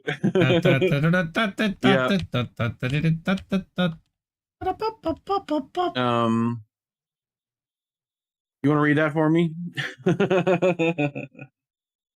Porn star Brandon Cummings, let's go Brandon, from the famous Let's Go Brandon series of male-on-male porn, has been arrested after beating up 35 neo-Nazis, like you do. April 22nd, 2022. Well, on Hitler's birthday, on 420, basically is what you're telling me. He went out and found himself some Nazis to beat April up. 20, sure, sounds about right. 2 days after. Here you go. You can read that too. What is the cheapest shit y'all ever did? One time I went and got a rental car of my exact make and model, manually swapped all 4 tires from my car to the rental, then took it back and out a whole new set of tires for about $75. What did that say at the bottom? Good You're move, covering bro. up the bottom. No, that's it. Oh, for Had about a whole new set of literally tires. about $75. Okay, sure. Yeah, That's a good idea. Hey, well, somebody at the mountain balance the tires, right? Take the all. I guess you could do that with the lug nuts and just change the tire out. Yeah, you just put new tires on, you'll be all right. Then take it up to be like, hey, these are unbalanced. So these are xenobots, synthetic life forms that are designed by computers by combining together different biological tissues. Whether xenobots are robots, organisms, or something else entirely remains a subject of debate.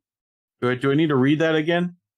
These are life forms designed by computers, xenobots. I know Likey. I know Likey that. I know Likey that. Look at him move. Look at him go. Do do do do. That's Creeper. I mean, I feel like John Carpenter told us this is a bad idea. Wait a minute. But what do I want to know? And the computer can control those, or they just? I don't know. I don't know about that. I think it's do they just have a made mind by of their computer. own? Do they have a mind of their own? Are they? I'm confused and frightened. Rick Solis says chicken nuggets, like pretty much. I'm confused. Pretty much. And frightened simultaneously. Yeah, me too. Look, a spooky pumpkin. Not anymore. Look, a flat pumpkin. Pumpkin pancake. Tasty. Hungry hippo. Hungry. That is a hungry hippo. Sometimes I wonder if gynecologists ever watch porn and then pause it like, I gotta email her.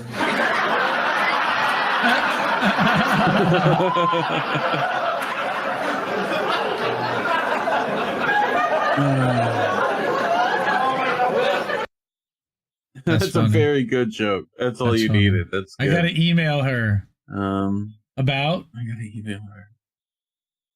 Yep. What about, bro? What about? Look at this shit. You're gonna like this one.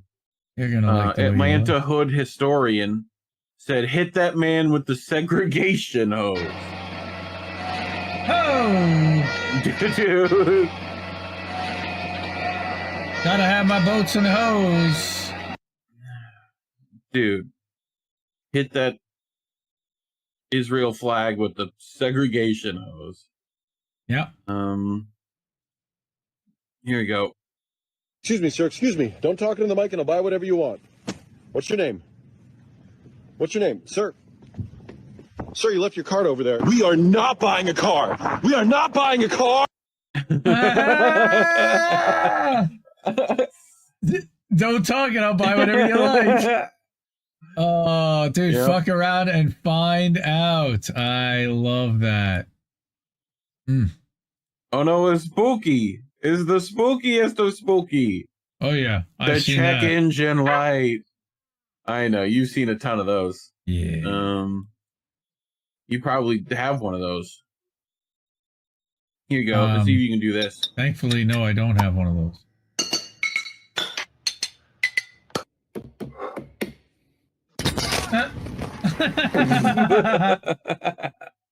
Very good edit on that. Thank you. That guy's the best. So, the Indiana law that lets citizens shoot cops. I think everyone needs to move. The Hoosier state now allows people to use deadly force to keep public servants from illegally entering their homes or cars. Police, of course, are not pleased. Well, you know, so there's that. Look, it's Elizabeth Warren. I almost did. I know when I can do it, but I have to. head has to go up. Oh, there we go. Holy fuck. Dude. Yeah. I know when I can do it, but I have to. His head has Fucking. to go. He's done that before, looks like. What else we got? Oh, here you go.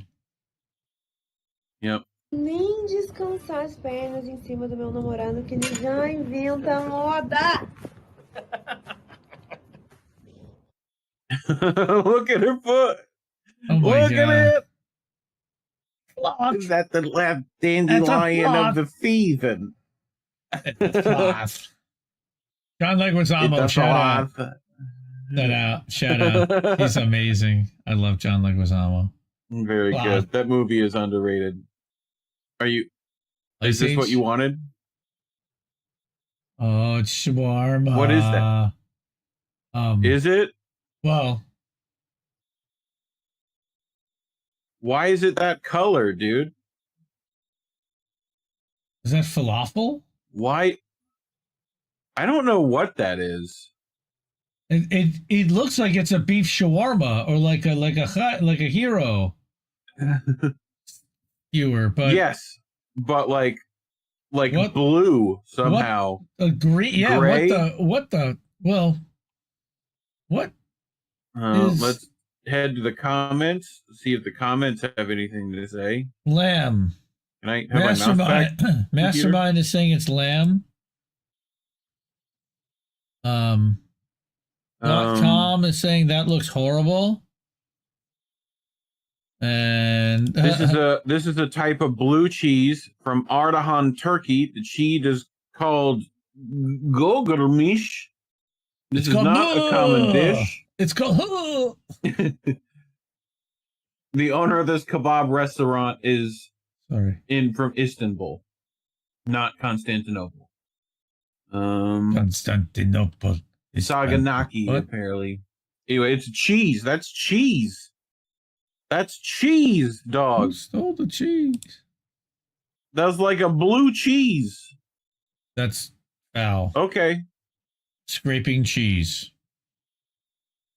Yuck. Yeah, well, yeah, it's now melty, toasty blue cheese. Yeah. So you watch this, right? You see this? Mm-hmm. Romanian journalist in Israel ducks for cover from Hamas.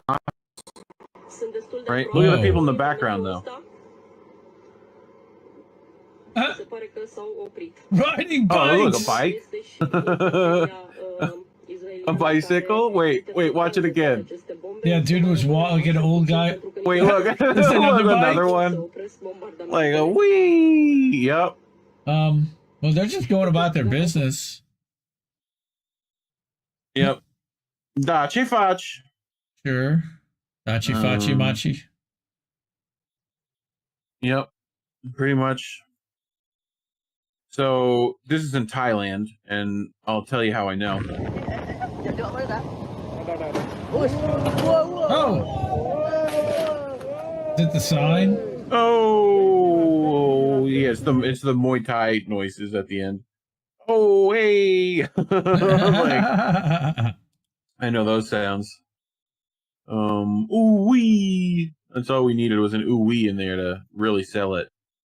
Here you go. You want a tasty beverage? Bro.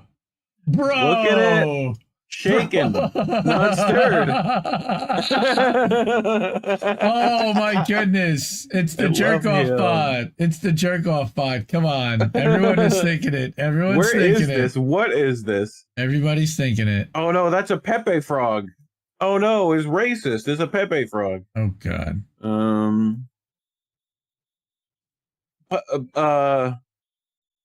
How? Who let this through? Pumpkin.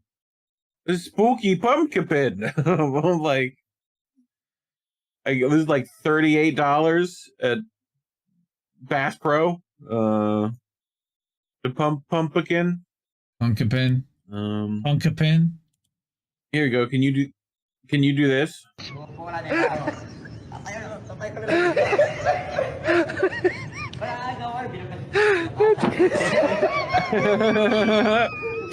Let's see. Let's see him do that again. Membership has its privileges.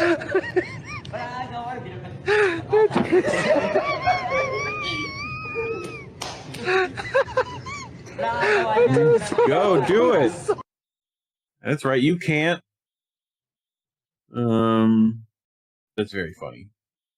Yes. Look, it's back.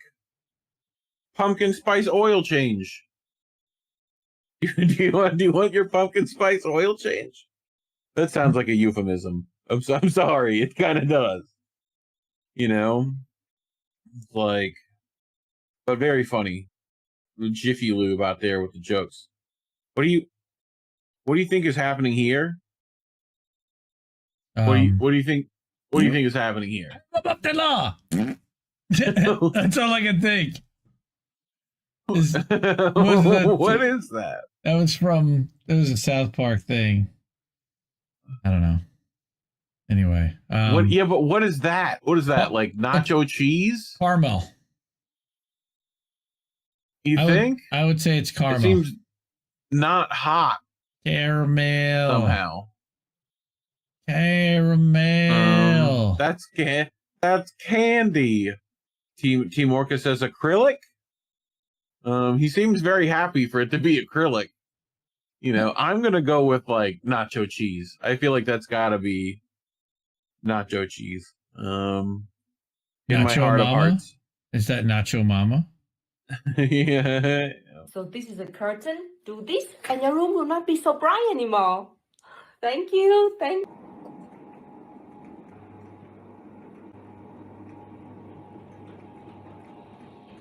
Wow. Dude, I need one of those. I need one of those. That seems like the panic room button. You know? Yeah, I need one of those. Daddy needs to. I need one of those. Here you go. I like dark rooms. You need a refill? Oh no, I'm okay. No. It's okay. No. Too much. It's just her.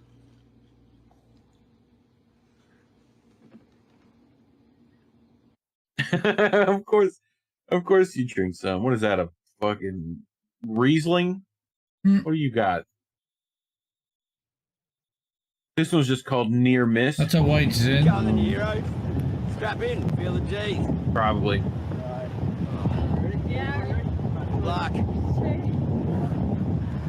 The people's cheese. Nice. And again, why women live longer than men. Bouncing. Whoa!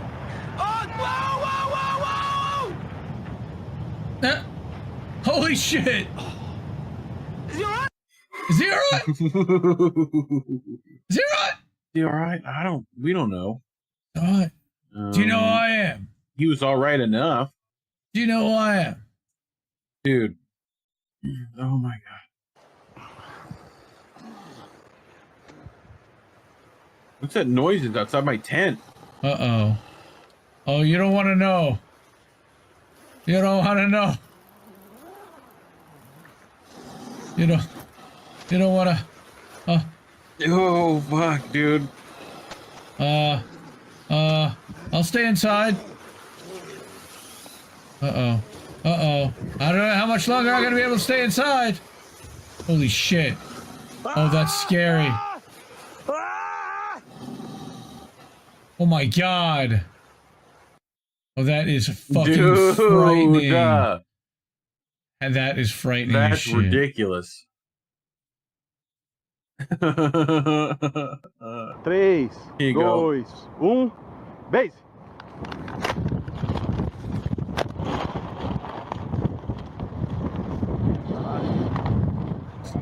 Jesus.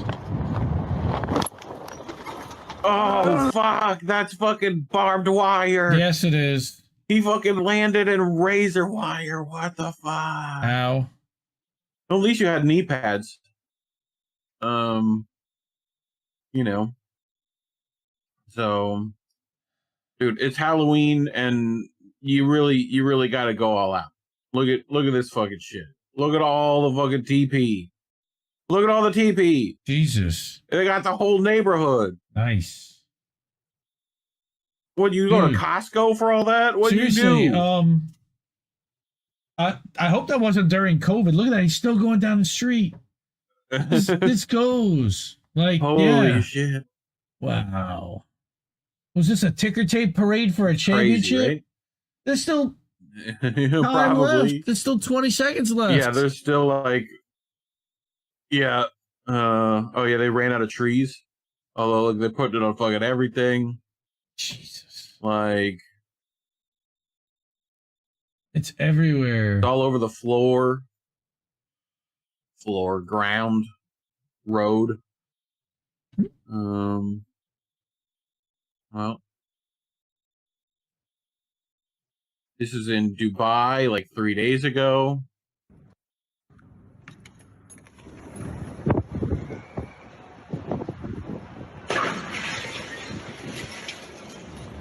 What? Was that intentional? No. I don't think so. I think that's the wind. Boom! Oh my god. Somebody was in there. Oh, that is scary. There's 2 people in there. Come on. What were they doing in there? Were they washing the windows? That's a hell of a way to wash windows! Oh!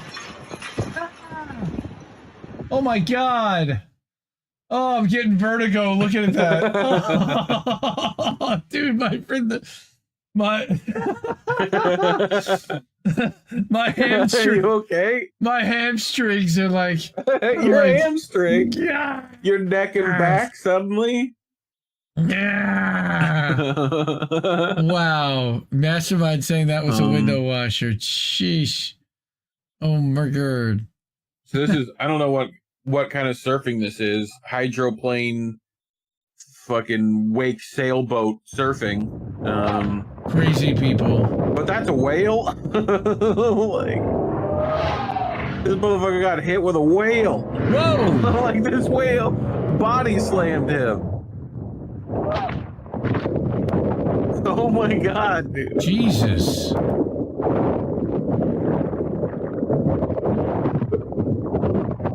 Bro, find the surface. There you go.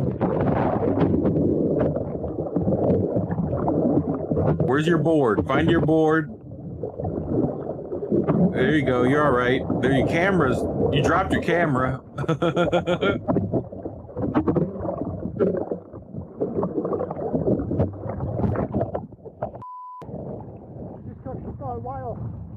You just got hit by a whale. You just got hit by a whale. I love it. There he is. There's the whale. Fuck, dude. Oh, shit. Got body slammed by a whale. You just got hit by a whale. You just got hit by a whale. Do you know this who guy was in? We've had him on previously. Yep. He was in New York City recently. While I was there, I went to the gym. When I finished at the gym, I went to the subway station and I saw my train coming. I started running towards the train and the doors started to close. I was like, I'm going to take my gym bag. I'm going to fling it. It's going to get stuck between the doors. The doors aren't going to close. They're going to open. And I'm going to walk on this train like a boss. That was the plan. This is what actually happened. The train took his my bag. Gym bag. I flung it. I kind of let go. And my bag went into the train. But the I doors didn't. closed. And I never saw my And bag I didn't again. make it onto the train. For those of you who aren't following along yet, a sweaty brown guy just ran up to a train, took a black duffel bag, threw it onto a train.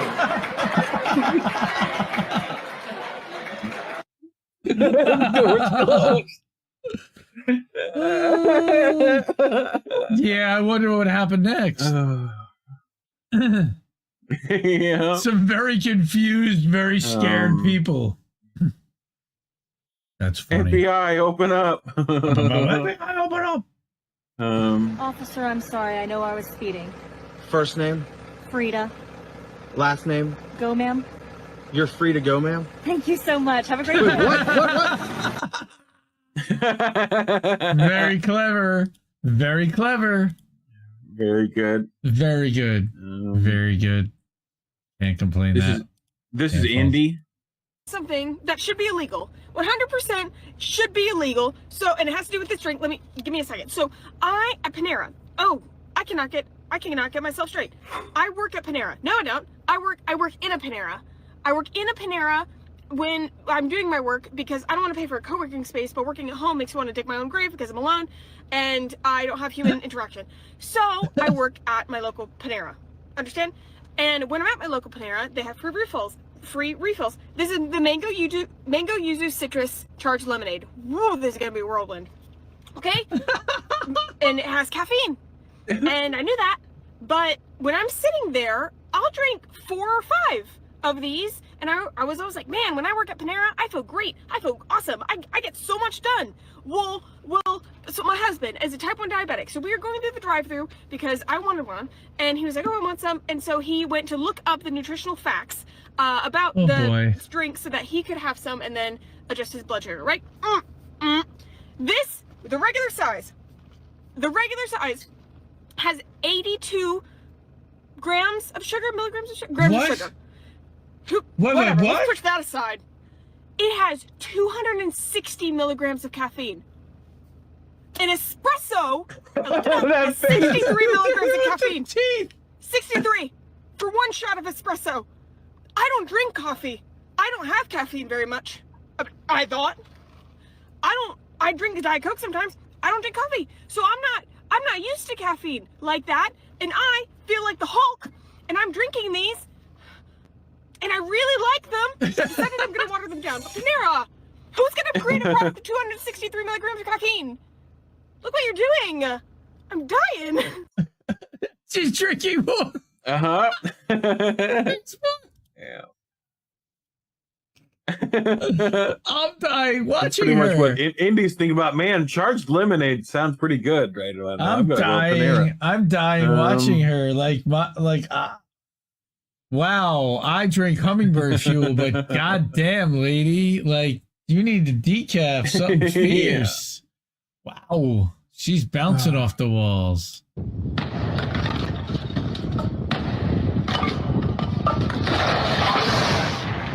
Run, Dad.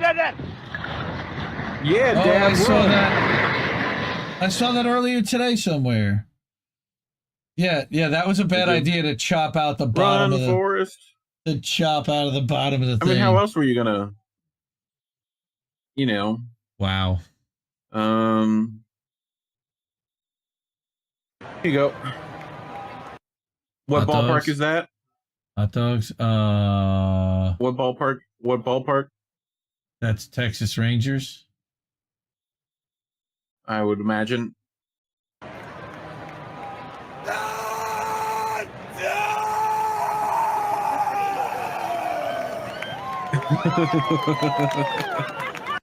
He literally gets a standing applause for yelling hot dogs. Nice. Hot dog.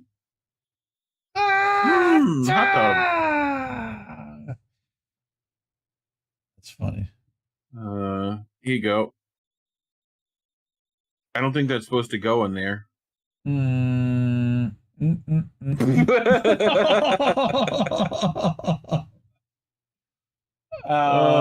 Fucking speed wobble on the scoot. Scoot. What else I got? The boot scoot. The boot scoot. New boot goofing. What? Oh shit.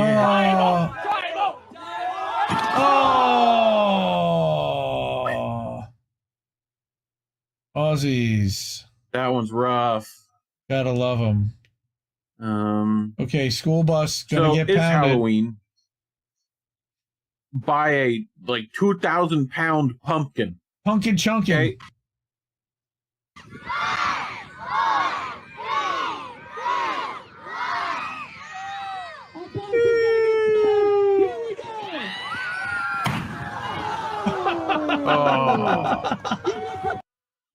It crushed the bus. Like, it crushed the bus. Back up, look how back up. big Yeah, it back is. it out a little bit. Back it out. We missed that. We missed the drop.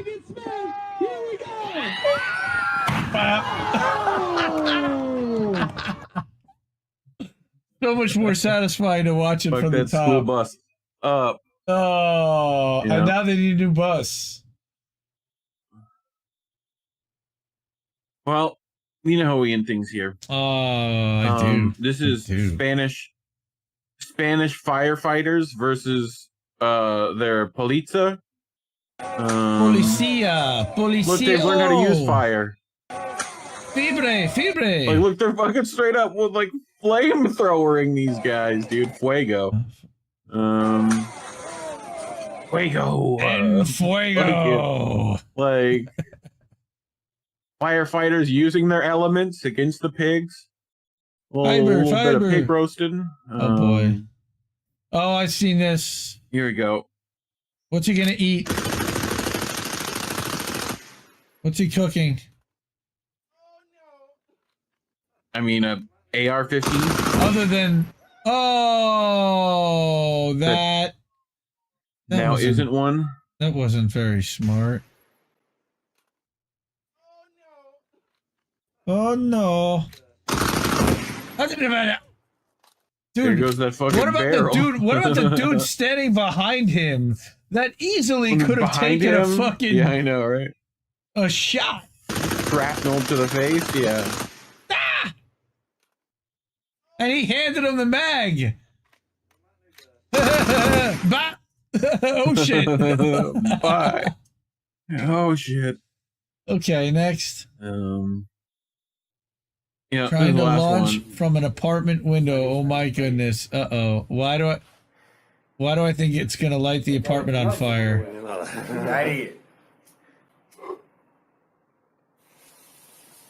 All right, now all I need to do to protect myself is close this glass window.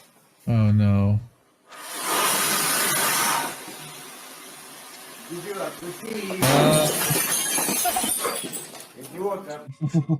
Except heat melts and breaks glass.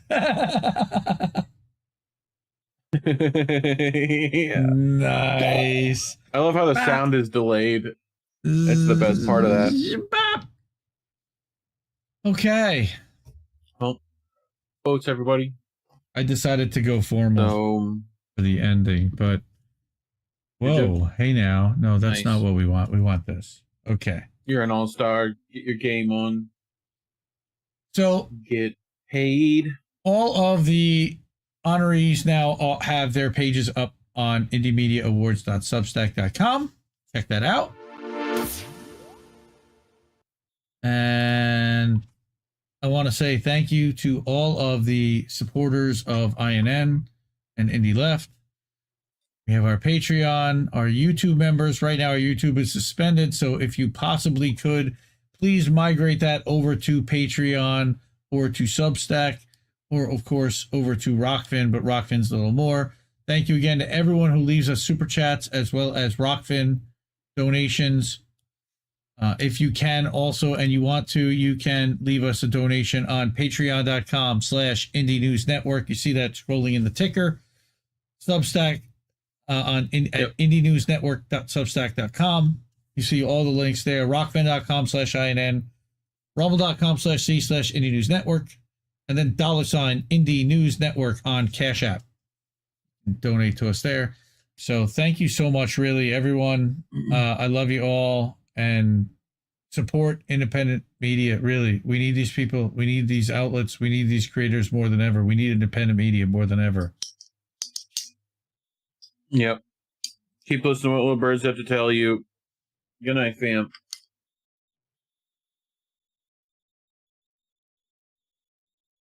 Mwah. Ciao, baby. Indie News Network, collaborative family of independent content creators. Co-hosted normally by me, Indie. I'm founder and editor of Indie Left News and Indie Media Today. I got Reef Freeland sitting next to me. At Kennedy News. Is Andrew Rivera on The Handsome Cynic? Politics and Survival.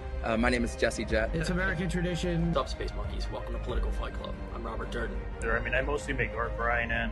Big Man Crab Joe. Keep up those great videos. Hey guys, it's Yeti. Coming at you. Hello, my name is Lucy from Blue Moon Red Wine. This is Chris Legion.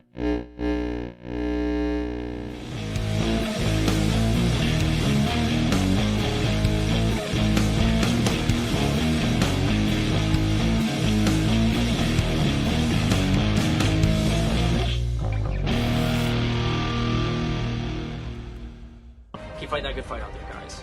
I'll talk to you later. Who are these people? I think I liked it better being blind, when I couldn't read between the lines, and when I couldn't see the cracks in the structure that lay bare before me the whole time. I think I liked it better back when I suspended disbelief and swallowed pride. I thought I knew the difference in the red from the blue, but they both bleed us so dry. They both bleed us so dry. My favorite songs don't hit the same way. I get to the end of a 4-minute track and I'm only looking back thinking, what did they actually say?